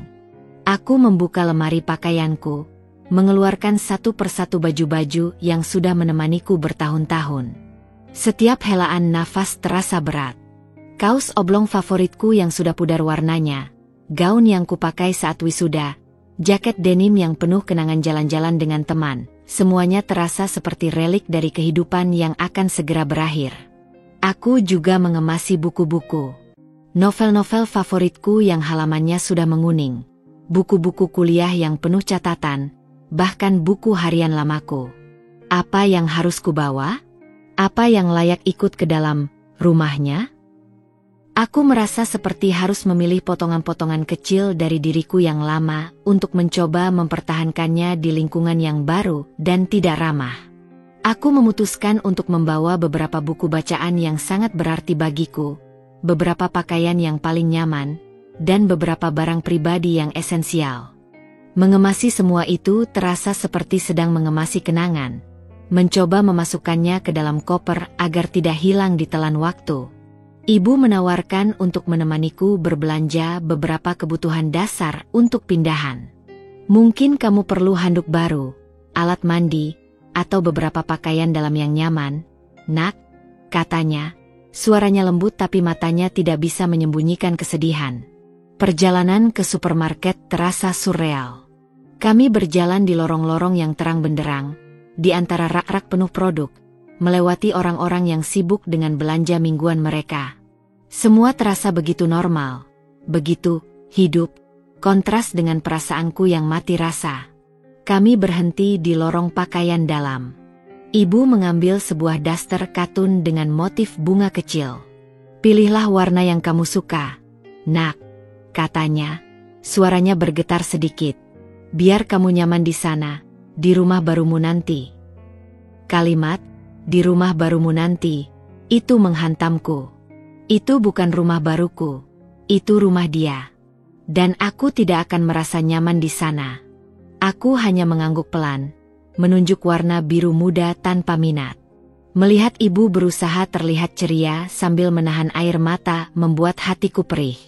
Di kasir, saat ibu membayar, dia sempat mengusap matanya dengan punggung tangan. Belanjaan itu, tas plastik berisi handuk baru dan daster itu, terasa berat di tanganku, bukan karena isinya, tapi karena maknanya. Bekal untuk memasuki kehidupan yang tidak kuinginkan. Hari-hari terakhir di rumah terasa seperti penantian di ruang tunggu. Aku menghabiskan sebagian besar waktu di kamarku, duduk di tepi ranjang, memandang keluar jendela. Aku menghafal setiap detail. Bayangan pohon mangga di halaman depan saat sore, suara burung gereja di pagi hari, aroma masakan ibu yang merambat dari dapur. Ini adalah tempat yang mengenalku, tempat yang mencintaiku. Dan sebentar lagi, aku harus pergi. Ayah dan ibu berusaha membuat sisa waktu itu terasa berharga. Mereka mengajakku makan di restoran favoritku, restoran sederhana di pinggir kota. Mencoba berbicara ringan, mengenang masa kecilku. Ayah mencoba memberiku nasihat tentang pernikahan, tentang kesabaran, tentang bagaimana seorang istri harus bersikap. Nasihat itu terasa ironis dan menyakitkan. Bagaimana mungkin nasihat pernikahan tradisional berlaku untuk pernikahan yang sama sekali tidak tradisional ini? Aku hanya mendengarkan, mengangguk, tanpa benar-benar mencerna kata-katanya. Mereka berdua terlihat lelah, tapi upaya mereka untuk hadir sepenuhnya untukku terasa nyata. Itu membuatku semakin merasa bersalah atas pengorbanan yang kuminta, dan semakin berduka atas hidup yang harus kutinggalkan demi mereka.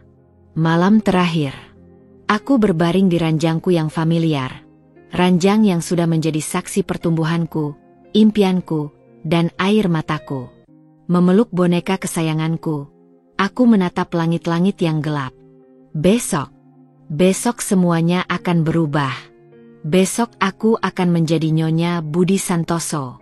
Membayangkan momen akad nikah yang dingin, berjabat tangan dengan Pak Budi bukan sebagai guru, melainkan sebagai suamiku, lalu pindah ke rumahnya, semua itu terasa seperti skenario film horor yang akan segera tayang.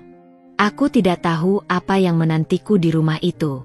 Apa yang akan terjadi di balik pintu tertutup itu?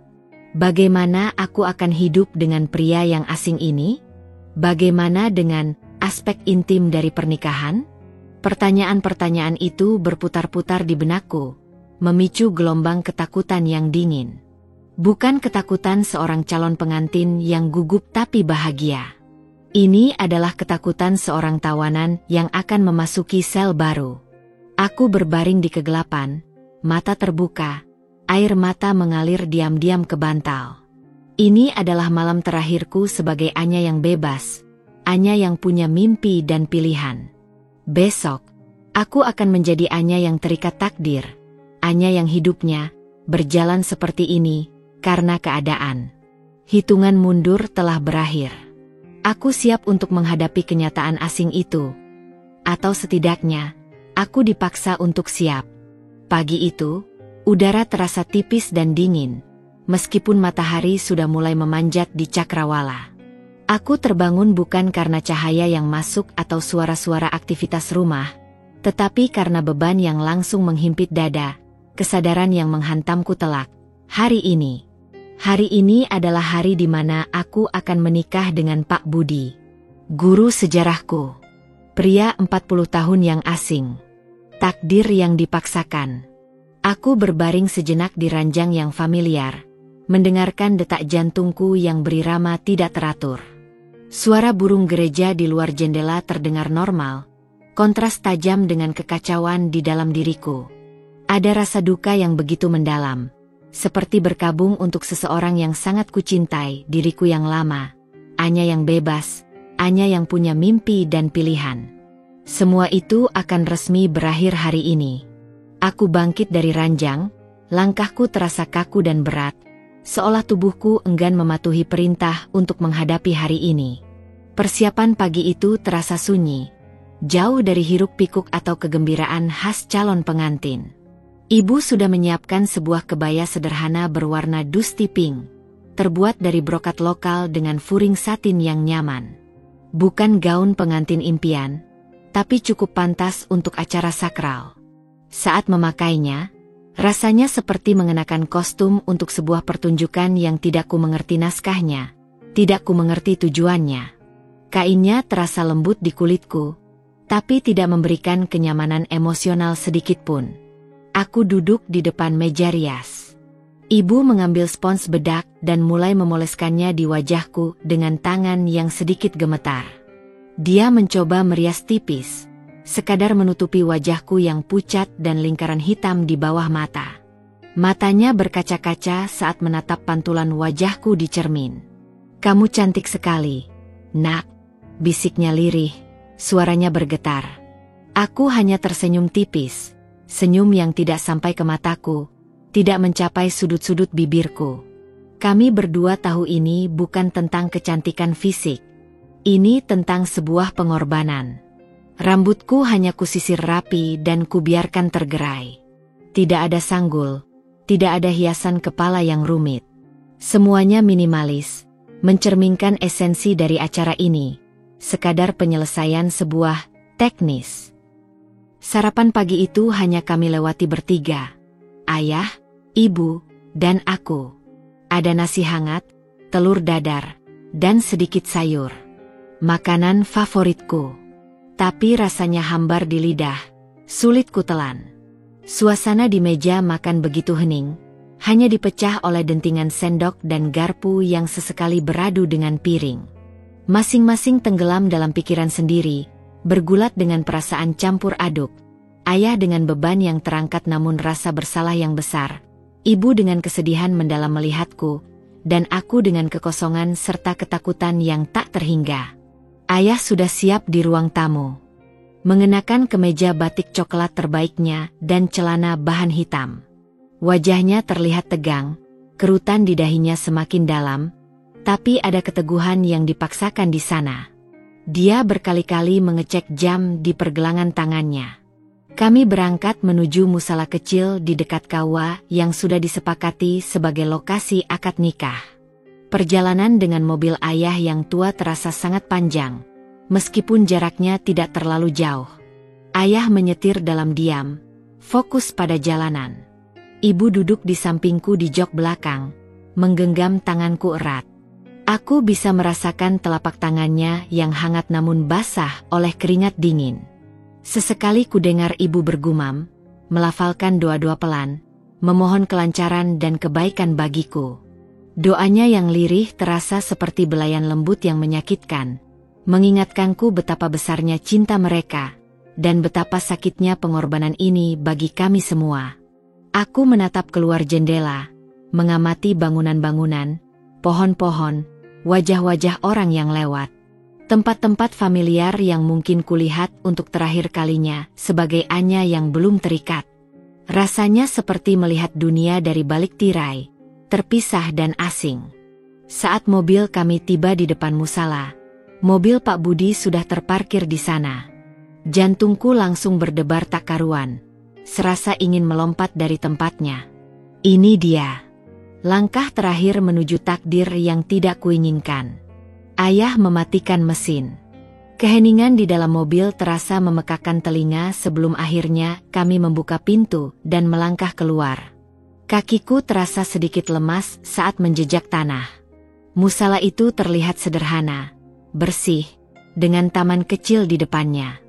Dari luar, terdengar lantunan ayat suci Al-Quran yang diputar pelan, menciptakan atmosfer syahdu yang ironisnya sangat kontras dengan kekosongan di hatiku. Di depan pintu musala, Pak Budi sudah menunggu bersama penghulu dan 2 orang pria yang kukira adalah saksi atau kerabat dekatnya. Pak Budi mengenakan kemeja koko putih, celana bahan hitam, dan peci hitam. Penampilannya rapi dan formal, seperti biasa. Dia memegang tasbih di tangan kanannya. Wajahnya terlihat tenang, sangat tenang, sulit dibaca. Tidak ada tanda-tanda kegugupan yang kutemukan di sana, berbeda jauh dengan ayah dan ibu atau bahkan diriku sendiri. Dia hanya berdiri tegak, posturnya lurus, menatap lurus ke depan. Ayah maju lebih dulu, menyalami Pak Budi. "Assalamualaikum, Bapak Budi," sapa ayah, suaranya sedikit bergetar. "Waalaikumsalam, Bapak Surya," jawab Pak Budi, suaranya tenang dan jelas. Mereka berbicara sebentar dengan nada rendah.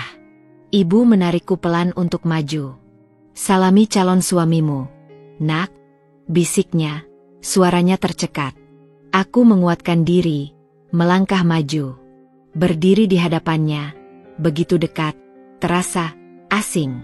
Ini adalah pertama kalinya aku berinteraksi dengannya bukan sebagai murid dan guru, melainkan sebagai calon istri dan calon suami. Aku mengulurkan tangan kanan, tanganku terasa dingin dan sedikit gemetar.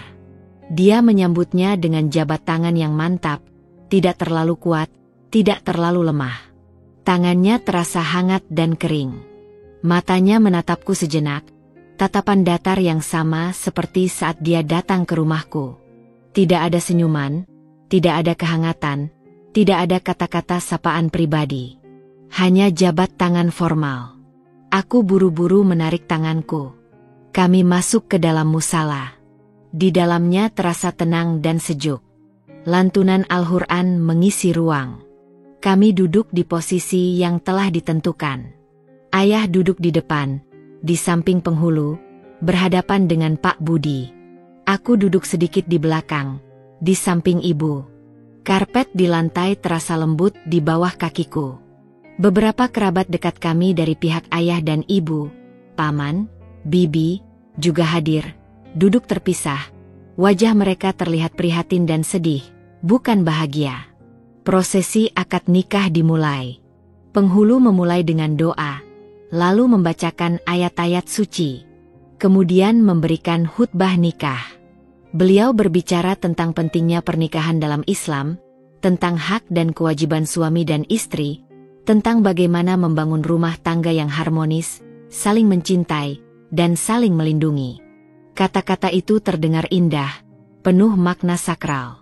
Tapi di telingaku, kata-kata itu terasa ironis, bahkan menyakitkan. Bagaimana bisa cinta, perlindungan, dan harmoni dibangun di atas fondasi hutang dan keterpaksaan? Kata-kata itu terasa seperti berlaku untuk orang lain, bukan untuk kami, Anya dan Pak Budi. Kemudian, tibalah momen ijab kabul. Ayah menjabat tangan Pak Budi. Suara penghulu membimbing prosesi, mengucapkan kalimat-kalimat sakral. Aku menahan napas, merasakan jantungku berdebar keras di dada. Suara ayah terdengar bergetar saat mengucapkan ijab. Suaranya penuh haru dan juga beban yang seolah terangkat. Lalu, giliran Pak Budi. Saya terima nikahnya Anya binti Surya dengan mas kawin yang telah disebutkan, tunai. Suaranya Mantap. Jelas. Tenang. Tidak ada sedikit pun keraguan, tidak ada getaran, tidak ada emosi yang terdengar. Dia mengucapkan kalimat sakral itu seolah membaca daftar belanjaan. Kemantapan suaranya di tengah kegugupanku sendiri membuatku sedikit terkejut dan merasa semakin asing dengannya. Dia terdengar siap. Siap menikahi Anya binti Surya. Saksi-saksi menyatakan sah. Alhamdulillah, ucap penghulu dan beberapa hadirin. Suara itu seharusnya membawa kelegaan, tapi bagiku, itu seperti lonceng yang mengumumkan akhir dari kebebasanku. Aku sekarang sah menjadi istrinya. Istri Pak Budi Santoso. Setelah itu, giliran aku mengucapkan janji istri. Aku mengucapkannya dengan suara yang pelan, kaku, dan datar. Seperti menghafal sesuatu yang tidak kurasakan maknanya. Kemudian, aku diminta untuk menandatangani buku nikah. Buku hijau itu disodorkan di depanku. Tanganku sedikit gemetar saat mengambil pena. Aku melihat namaku tertulis di sana, nama lengkapku, diikuti nama lengkap Budi Santoso di kolom suami. Di bawahnya, ada ruang untuk tanda tangan. Tanda tangan di atas kertas itu terasa seperti menuliskan takdirku sendiri dengan tinta permanen. Final. Ada sesi foto singkat setelah akad. Aku duduk di samping Pak Budi. Tidak ada kehangatan, tidak ada senyuman lepas. Hanya kami berdua duduk berdampingan, menjaga jarak aman, dengan ayah, ibu, dan beberapa kerabat di belakang. Penghulu meminta kami untuk saling menatap, untuk sesi foto. Momen itu terasa sangat canggung. Aku mengangkat pandanganku dengan ragu, menatap wajah Pak Budi. Dia juga menoleh ke arahku, tapi matanya, dia menatap lurus ke depan, ke arah kamera, bukan ke mataku. Dia tidak menatapku. Dia hanya duduk di sampingku, sebagai suami resmiku untuk kebutuhan dokumentasi. Formal dan kaku. Tidak ada sentuhan tangan di pangkuan, tidak ada kata-kata lembut yang dibisikkan. Kemudian ada prosesi penyerahan mahar. Ayah mengambil tanganku, dan Pak Budi meletakkan tangannya di atas tanganku. Di atas mahar yang berupa perhiasan emas sederhana yang diletakkan di nampan. Sentuhan tangannya terasa hangat namun asing di kulitku.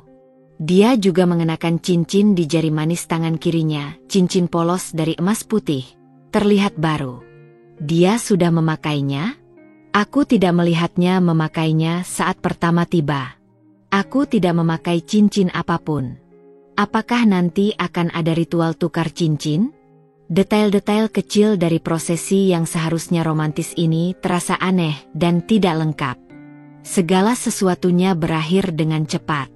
Ucapan selamat dari kerabat dekat terasa lebih seperti ucapan bela sungkawa. Wajah-wajah mereka terlihat sedih, bukan bahagia. Mereka memelukku satu persatu. Pelukan mereka terasa hangat tapi penuh rasa iba. Ayah dan ibu memelukku terakhir. Pelukan ibu sangat erat. Dia berbisik di telingaku. Suaranya pecah. Kamu baik-baik saja ya, nak? Kuat ya? Air mata yang ditahannya akhirnya mengalir. Ayah menepuk punggungku. Genggaman tangannya di bahuku terasa kuat namun gemetar. Rasa sedih dan rasa bersalah mereka terpancar jelas. Kemudian, tibalah saatnya untuk pergi. Meninggalkan mereka. Meninggalkan rumahku. Meninggalkan hidup lamaku. Ayah dan ibu mengantarku sampai mobil Pak Budi yang terparkir di depan musala. Aku mencium tangan mereka. Air mata yang kutahan sejak tadi akhirnya mengalir deras. Ini adalah perpisahan. Perpisahan dari orang tuaku yang kucintai. Perpisahan dari Anya yang kukenal. Aku masuk ke dalam mobil Pak Budi. Duduk di kursi penumpang di sampingnya. Untuk pertama kalinya, kami hanya berdua, dalam ruang tertutup, sebagai suami istri. Mobil itu terasa asing, sunyi. Kulihat ayah dan ibu berdiri di tepi jalan, memandang mobil kami menjauh. Siluet mereka terlihat sedih dan sendirian di bawah sinar matahari pagi yang mulai meninggi. Adegan itu terasa begitu menyayat hati.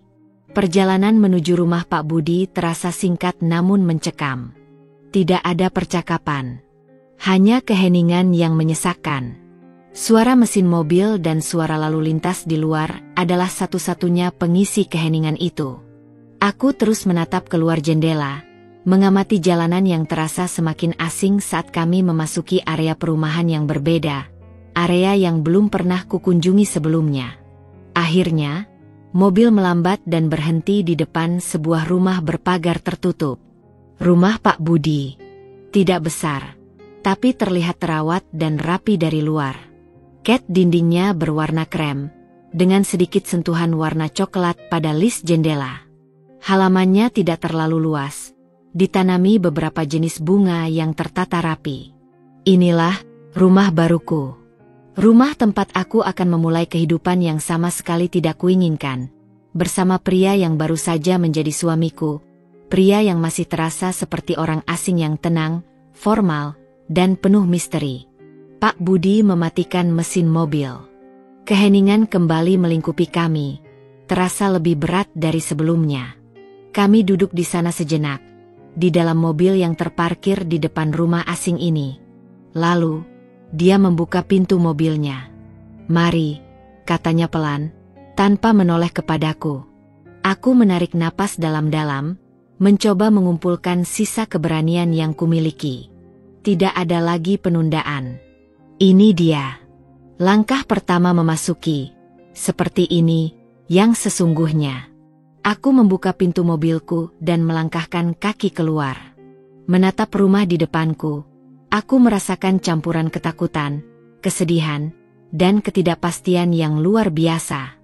Pak Budi berjalan lebih dulu menuju gerbang, membuka kuncinya. Dia berjalan ke pintu depan, mengeluarkan kunci lain, dan membuka pintu rumah itu. Dia minggir sedikit, memberi isyarat agar aku masuk. Aku menarik napas sekali lagi, merasakan aroma bunga di halaman bercampur dengan bau debu jalanan. Aku melangkah maju, melewati ambang pintu, meninggalkan semua yang kukenal di belakang. Memasuki sebuah dunia yang asing, dengan status asing, dan masa depan yang entah akan seperti apa. Langkah pertamaku melewati ambang pintu rumah Pak Budi terasa berat, seperti melintasi batas menuju dunia yang sama sekali asing. Aroma di dalam rumah menyambutku, campuran samar pewangi ruangan yang tidak terlalu kuat, bau buku lama, dan aroma khas rumah yang dihuni pria. Tidak berbau masakan ibu, tidak berbau familiar. Begitu pintu tertutup di belakangku, keheningan langsung menyergap. Keheningan yang berbeda dari keheningan di mobil tadi. Ini adalah keheningan rumah tangga yang baru dimulai, tapi terasa kosong, tanpa suara-suara kehidupan bersama. Pak Budi berjalan sedikit di depanku, lalu berbalik. Dia tidak tersenyum. "Silakan masuk, Anya," katanya pelan, nadanya datar seperti biasa. Dia lalu memberi isyarat ke arah ruang tamu yang terlihat rapi. Rumah ini tidak besar, mungkin sedikit lebih kecil dari rumahku. Ruang tamunya tertata minimalis. Sebuah sofa panjang berwarna abu-abu, 2 kursi single yang serasi, dan sebuah meja kopi sederhana. Di sudut ruangan, ada rak buku kayu yang penuh dengan buku-buku yang terlihat tertata rapi berdasarkan ukuran. Dindingnya dicat warna netral, tanpa banyak hiasan. Semuanya bersih, rapi, dan terasa hampa. Tidak ada foto keluarga di dinding, tidak ada pernak-pernik personal yang mencolok, mencerminkan kepribadiannya. Teratur, pendiam, dan steril. "Ini ruang tamu," kata Pak Budi, seolah aku tidak tahu itu. Kemudian dia menunjuk ke sebuah pintu di sisi ruangan. "Itu kamar saya." Dan dia ragu sejenak, lalu menunjuk ke lorong di belakang ruang tamu. "Kamar di ujung lorong itu, kamar untukmu. Ada kamar mandi di sebelahnya. Kamar untukku, bukan kamar kita." Penunjukan itu terasa seperti konfirmasi yang dingin bahwa meskipun kami menikah, aku masih akan memiliki ruangku sendiri, terpisah darinya. Di satu sisi, Ada sedikit kelegaan karena tidak harus langsung berbagi ruang yang sama dengannya. Di sisi lain, itu terasa seperti penolakan halus. Penolakan untuk menganggapku sebagai bagian integral dari kehidupannya. Setidaknya belum. Aku mengangguk, tidak mengatakan apa-apa. Dia tidak menawarkan bantuan untuk membawa koperku yang tadi ditinggalkan ayah di teras depan. Aku berjalan mengambil koper itu, menyeretnya masuk ke dalam rumah. Beratnya terasa di tanganku. Beratnya sama seperti beban yang kini kutanggung di hidupku. Aku berjalan menyusuri lorong yang ditunjuknya. Ada beberapa pintu di sepanjang lorong. Kamar pertama mungkin kamar tidur utama. Lalu ada kamar mandi, dan di ujung lorong ada pintu lain. Aku membukanya. Itu sebuah kamar tidur. Tidak terlalu besar. Ada tempat tidur single dengan spray polos berwarna biru muda, lemari pakaian 2 pintu, dan meja belajar kecil. Semuanya tertata rapi, bersih. Di dinding tidak ada hiasan apa-apa. Jendela kamar ini menghadap ke halaman belakang yang ditumbuhi beberapa tanaman. Kamar ini terasa netral, seperti kamar tamu yang jarang dipakai. Tidak ada jejak kepribadian, tidak ada sentuhan hangat. Aku meletakkan koperku di lantai di sebelah lemari. Menghela napas panjang. Ini dia. Rumah baruku. Kamar baruku. Di dalam rumah suamiku yang asing. Pak Budi tidak mengikutiku ke dalam kamar. Dia kembali ke ruang tamu. Aku bisa mendengarnya menutup pintu depan. Lalu suara langkah kakinya yang teratur. Setelah beberapa saat, aku mendengar suara sesuatu dibuka. Mungkin tas kerjanya. Lalu keheningan. Aku duduk di tepi tempat tidur single itu. Permukaannya terasa firm di bawahku. Aku mencoba membayangkan diriku tinggal di sini. Tidur di ranjang ini. Membuka lemari itu. Rasanya sangat asing. Aku masih mengenakan kebaya brokat tadi. Terasa tidak pas di dalam kamar yang polos ini. Aku merasa seperti penyusup. Seperti tamu yang tidak diundang dan tidak tahu berapa lama akan menginap. Waktu berlalu dengan lambat. Aku bisa mendengar samar-samar suara Pak Budi bergerak di ruang depan. Mungkin dia membaca. Mungkin dia melakukan sesuatu yang lain. Aku tidak tahu. Dan aku tidak berani keluar untuk mencari tahu. Aku membuka koperku perlahan. Mengeluarkan pakaian-pakaianku. Memasukkannya ke dalam lemari yang kosong itu terasa aneh. Seperti mengisi ruang yang bukan milikku. Aku menemukan beberapa buku yang kubawa. Menatanya di meja belajar kecil. Benda-benda familiar itu sedikit memberiku rasa nyaman di tengah keasingan ini. Sore berganti malam. Tidak ada yang memanggilku untuk makan malam. Tidak ada aroma masakan yang tercium dari dapur. Sekitar pukul 7 malam, aku memberanikan diri keluar dari kamar. Lorong terasa gelap. Aku berjalan pelan menuju ruang tengah. Pak Budi sedang duduk di sofa single, membaca buku tebal. Lampu ruangan menyala, memberikan cahaya temaram. Dia mengangkat pandangannya saat aku muncul. "Sudah selesai beres-beres?" tanyanya. Suaranya datar. "Sudah, Pak," jawabku. Masih sulit menghilangkan kebiasaan memanggilnya Pak. "Baik," katanya. Lalu kembali menatap bukunya. Aku berdiri canggung di tengah ruang tamu. Apa yang harus kulakukan? Duduk di mana? Aku merasa seperti mengganggu. "Ada makanan di dapur kalau kamu lapar," katanya tanpa menoleh, seolah membaca pikiranku. "Tadi saya pesan dari luar." Makanan pesan antar. Tentu saja. Tidak ada makan malam buatan rumah yang disiapkan untuk menyambut istri baru. Aku merasa sedikit kecewa. Meskipun aku tahu itu tidak realistis untuk mengharapkannya. Aku berjalan ke dapur. Dapur itu juga rapi, peralatan tertata, tapi terlihat jarang dipakai. Di atas meja, ada beberapa kotak styrofoam berisi makanan. Aku mengambil satu kotak, membukanya. Nasi goreng. Aku makan nasi goreng itu sendirian di meja makan di sudut dapur. Pak Budi tetap di ruang tamu, membaca bukunya. Keheningan di antara kami begitu kental, memisahkan kami seolah ada dinding tak terlihat. Inilah awal rumah tangga kami. Makan malam dalam keheningan, terpisah di ruangan berbeda. Setelah makan, aku mencuci piringku sendiri, lalu kembali ke kamar. Tidak ada percakapan lagi. Tidak ada ucapan selamat malam. Aku merasa sangat sendirian. Ketika tiba waktunya tidur, aku merasa sangat canggung. Aku tahu, di rumah ini, dalam status baruku sebagai istri, ada ekspektasi yang biasanya datang dengan pernikahan, terutama dalam hal keintiman. Dan aku tahu status, perjaka 40 tahun, Pak Budi. Bagaimana ini akan berjalan? Akankah ada tuntutan? Atau kecanggungan itu akan terus berlanjut? Aku mengenakan piyama, mematikan lampu, dan berbaring di ranjang single itu. Kamar terasa gelap dan sunyi. Aku mendengar suara Pak Budi masih bergerak di luar, mungkin di kamar sebelahnya. Kemudian, suara air di kamar mandi, dan setelah itu, keheningan total. Aku tidak tahu apakah dia tidur di kamarnya yang disebut kamar saya, atau dia punya kebiasaan tidur di ruang lain. Aku hanya berbaring di ranjang singleku, menatap kegelapan. Rasanya asing.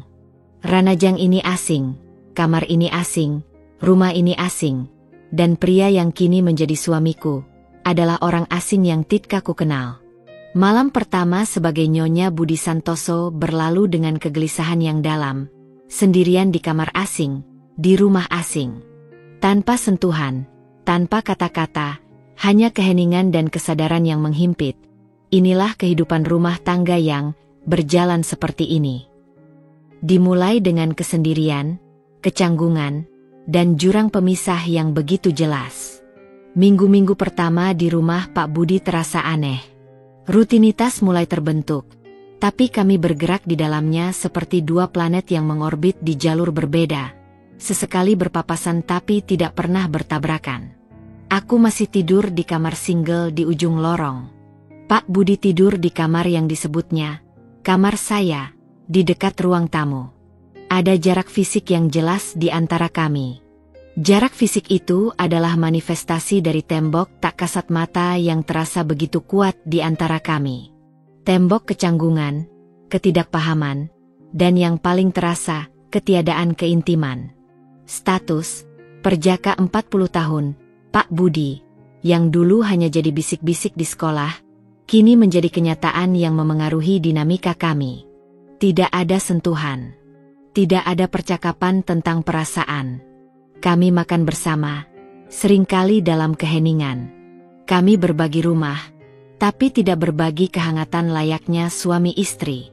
Setiap kali ada momen di mana sentuhan mungkin terjadi saat berpapasan di lorong, saat mengambil sesuatu bersamaan, kami berdua secara otomatis menarik diri, menciptakan jarak aman.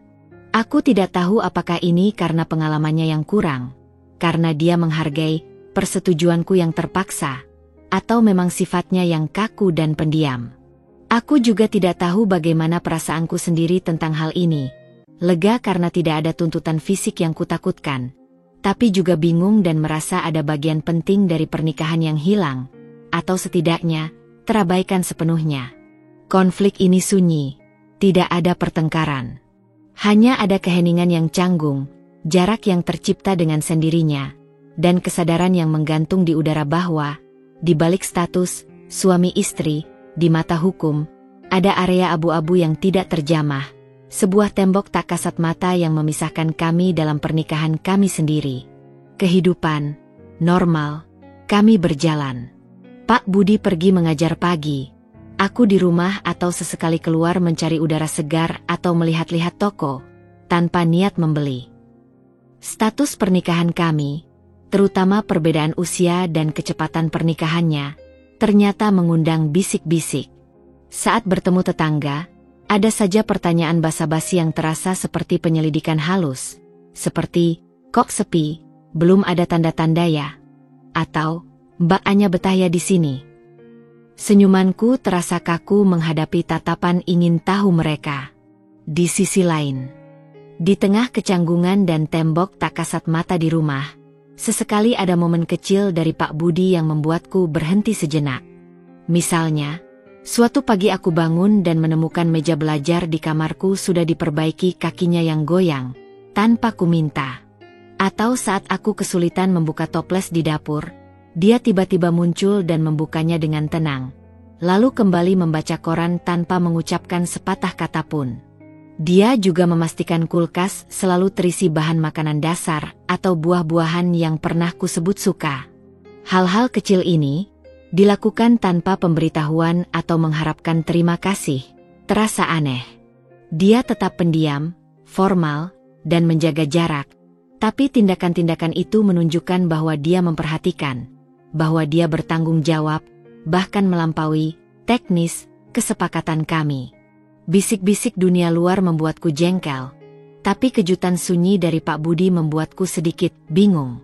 Dia bukan hanya guru tua perjaka yang kunikahi karena terpaksa.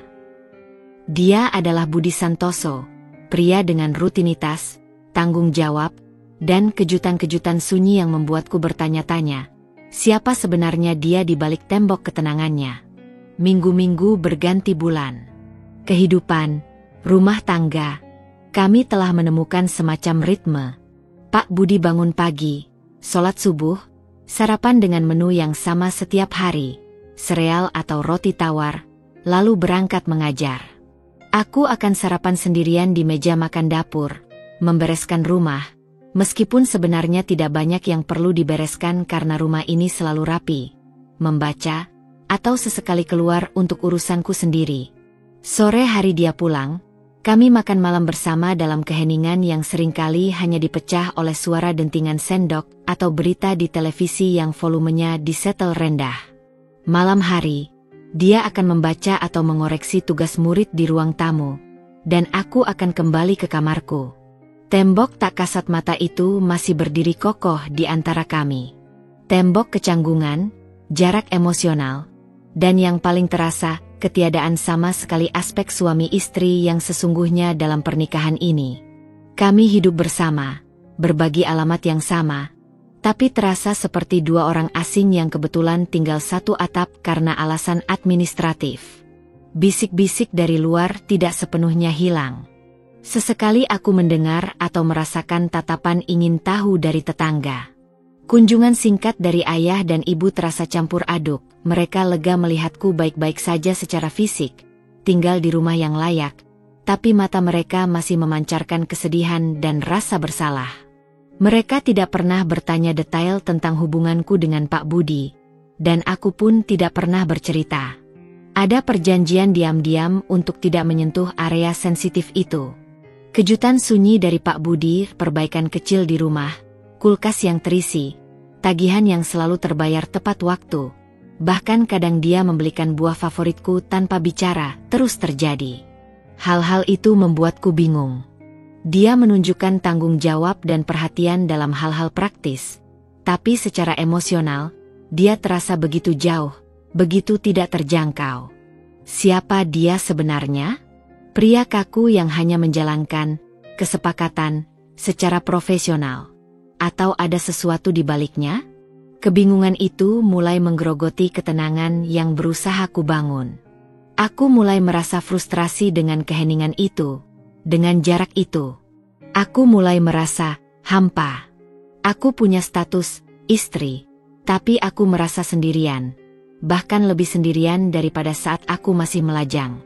Aku merindukan percakapan yang tulus, tawa ringan, sentuhan sederhana, keberadaan seseorang yang melihatku bukan hanya sebagai Anya, istri Budi Santoso, tetapi sebagai Anya, seutuhnya. Suatu sore, aku sedang duduk di ruang tamu, membaca buku. Pak Budi baru pulang dan sedang mengganti pakaian di kamarnya. Aku mendengar ponselnya berdering. Dia tidak segera mengangkat. Aku bisa melihat ponselnya tergeletak di meja kopi. Layarnya menyala, menampilkan nama penelepon, Adi. Dan di bawah nama itu, ada deretan pesan masuk yang belum dibaca. Spontan, mataku tertuju pada notifikasi pesan itu. Beberapa kalimat awal terlihat aneh. Bukan seperti percakapan biasa. Ada kata-kata yang samar-samar terbaca seperti, "Apa rencanamu sekarang? Dia kan sudah di rumah. Sampai kapan begini?" Aku tersentak, langsung mengalihkan pandangan. Aku tidak sengaja melihatnya. Tapi, pesan itu, "Sampai kapan begini?" Kata-kata itu menghantamku. Apakah begini? Itu merujuk pada kehidupan rumah tangga kami yang hampa ini? Siapa Adi? Kenapa dia bertanya pada Pak Budi, "Sampai kapan begini?" Apakah ada rencana di balik semua ini yang tidak ku ketahui? Pikiran-pikiran itu berpacu di kepalaku, memicu gelombang kecurigaan dan ketakutan. Aku tidak seharusnya melihat pesan itu. Itu privasinya. Tapi itu menyangkut kehidupan kami. Sampai kapan begini? Pak Budi keluar dari kamarnya, kembali ke ruang tamu. Dia melihat ponselnya yang menyala, lalu melirik ke arahku sejenak. Ekspresinya masih tenang, tapi entah kenapa, aku merasa ada ketegangan kecil di balik matanya. Dia mengambil ponselnya, membaca pesan-pesan itu dengan cepat, lalu menghapus notifikasi dari layar tanpa membuka pesannya sepenuhnya. Dia kemudian memasukkan ponsel ke saku celananya. Dia tidak mengatakan apa-apa. Aku juga tidak mengatakan apa-apa. Tapi keheningan di antara kami kini terasa berbeda. Ada ketegangan baru, rahasia kecil yang tidak disengaja kubongkar. Aku tahu dia menyadari aku mungkin melihat notifikasi itu, meskipun aku tidak membacanya. Peristiwa kecil itu terasa seperti tetesan air yang membuat gelas penuh meluap. Semua frustrasi, kebingungan tentang siapa Pak Budi, kehampaan pernikahanku, dan pertanyaan, "Sampai kapan begini?" yang kini tak hanya kurasakan tapi juga kulihat di ponselnya, semua itu berkumpul menjadi satu. Aku tidak bisa terus-menerus hidup dalam ketidakpastian dan keheningan ini. Aku tidak bisa terus menjadi istri di atas kertas tanpa tahu apa yang sebenarnya terjadi, apa rencananya, dan sampai kapan begini. Aku butuh penjelasan. Aku butuh bicara. Meskipun ide itu membuatku takut setengah mati, menghadapi sosok Pak Budi yang tenang dan misterius ini terasa menakutkan. Tapi rasa takut itu dikalahkan oleh kebutuhan yang lebih besar untuk memahami, untuk mengetahui kebenaran di balik tembok ketenangannya dan di balik pernikahan kami yang aneh ini. Aku menatap punggungnya saat dia duduk di sofa, mengambil koran. Tanganku terkepal di pangkuan. Debaran jantungku kencang. Aku harus bicara dengannya. Malam ini, malam harinya, setelah makan malam sunyi seperti biasa, aku memberanikan diri. Pak Budi sedang duduk di ruang tamu, membaca. Aku menghampirinya, berdiri canggung beberapa langkah darinya. Debaran jantungku tak terkendali. "Pak, Budi," kataku, memaksakan diri memanggil namanya tanpa "Pak". Itu terasa asing di lidah. Dia menurunkan korannya, menatapku dengan tatapan tenang yang sulit kubaca. "Ada apa, Anya?" tanyanya, suaranya datar. Aku menelan ludah. Aku ingin bertanya. Aku ragu sejenak, lalu mengumpulkan semua keberanianku. Tentang kita. Tentang kehidupan kita di rumah ini. Aku memikirkan pesan yang kulihat tadi sore, perasaan hampa yang kurasakan. Kata-kata itu akhirnya keluar, pelan namun penuh beban. Sampai kapan akan begini?" Dia tidak langsung menjawab. Matanya menatapku lekat, dan untuk pertama kalinya, aku merasa dia benar-benar melihatku, bukan sekadar mengamati objek. Keheningan membentang. Akhirnya, dia berbicara, suaranya tetap tenang. Tapi kali ini terasa ada sedikit kelelahan? Atau mungkin kesedihan? Sulit memastikannya. "Kamu melihat notifikasi pesan tadi sore, ya?" tanyanya, lugas. Itu bukan pertanyaan, lebih seperti pernyataan. Aku mengangguk, terkejut dia tahu. "Saya paham kebingunganmu, Anya," katanya. Dan saya tahu ini tidak mudah bagimu. Pernikahan ini dimulai dengan cara yang tidak biasa. Saya tidak punya ekspektasi kamu akan langsung nyaman atau bahagia. Dia berhenti sejenak, menatapku lagi. Lalu, dia mengucapkan kalimat yang singkat, namun membuka sedikit tabir di balik tembok ketenangannya. Mengenai, sampai kapan begini? Katanya pelan. Saya tidak bisa memberikan jawaban pasti sekarang. Tapi, saya punya alasan. Alasan untuk pernikahan ini, dan alasan kenapa saya seperti ini. Dan itu bukan sepenuhnya karena kamu. Dia tidak menjelaskan lebih lanjut. Tapi kalimat itu, bukan sepenuhnya karena kamu, mengisyaratkan bahwa ada beban lain, cerita lain, alasan di balik dirinya yang tidak berhubungan langsung denganku atau situasi keluargaku. Ada sesuatu yang pribadi. Momen itu adalah puncaknya. Ketegangan yang memuncak, pertanyaan yang terucap, dan jawaban yang, meskipun tidak lengkap, membuka sedikit pintu misteri di balik Pak Budi. Dia mengakui kebingunganku, mengakui keanehan situasi kami, dan mengisyaratkan bahwa ada cerita yang belum ku ketahui di baliknya. Pertemuan mata itu, pengakuannya yang singkat itu, terasa seperti retakan pertama pada tembok yang memisahkan kami. Klimaksnya bukanlah ledakan amarah, melainkan sebuah pengakuan tenang yang membuka lebih banyak pertanyaan daripada jawaban, namun terasa sangat signifikan.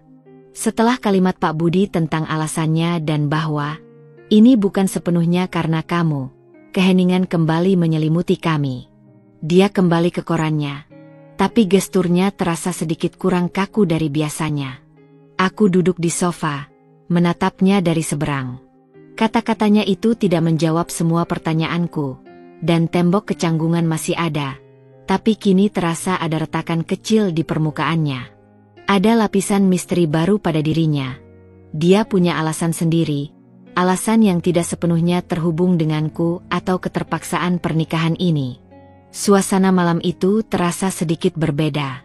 Masih hening. Tapi keheningan itu tidak lagi murni karena jarak dan ketidakpahaman. Ada sedikit rasa ingin tahu yang muncul di pihakku. Sedikit pertanyaan tentang siapa pria di hadapanku ini di balik topeng tenangnya. Dia tetap Budi Santoso, suami asingku yang 40 tahun. Tapi kini dia juga adalah pria dengan rahasia. Dan itu entah bagaimana mengubah makna keheningan di antara kami. Itu bukan akhir dari konflik, tapi awal dari cara baru untuk melihatnya.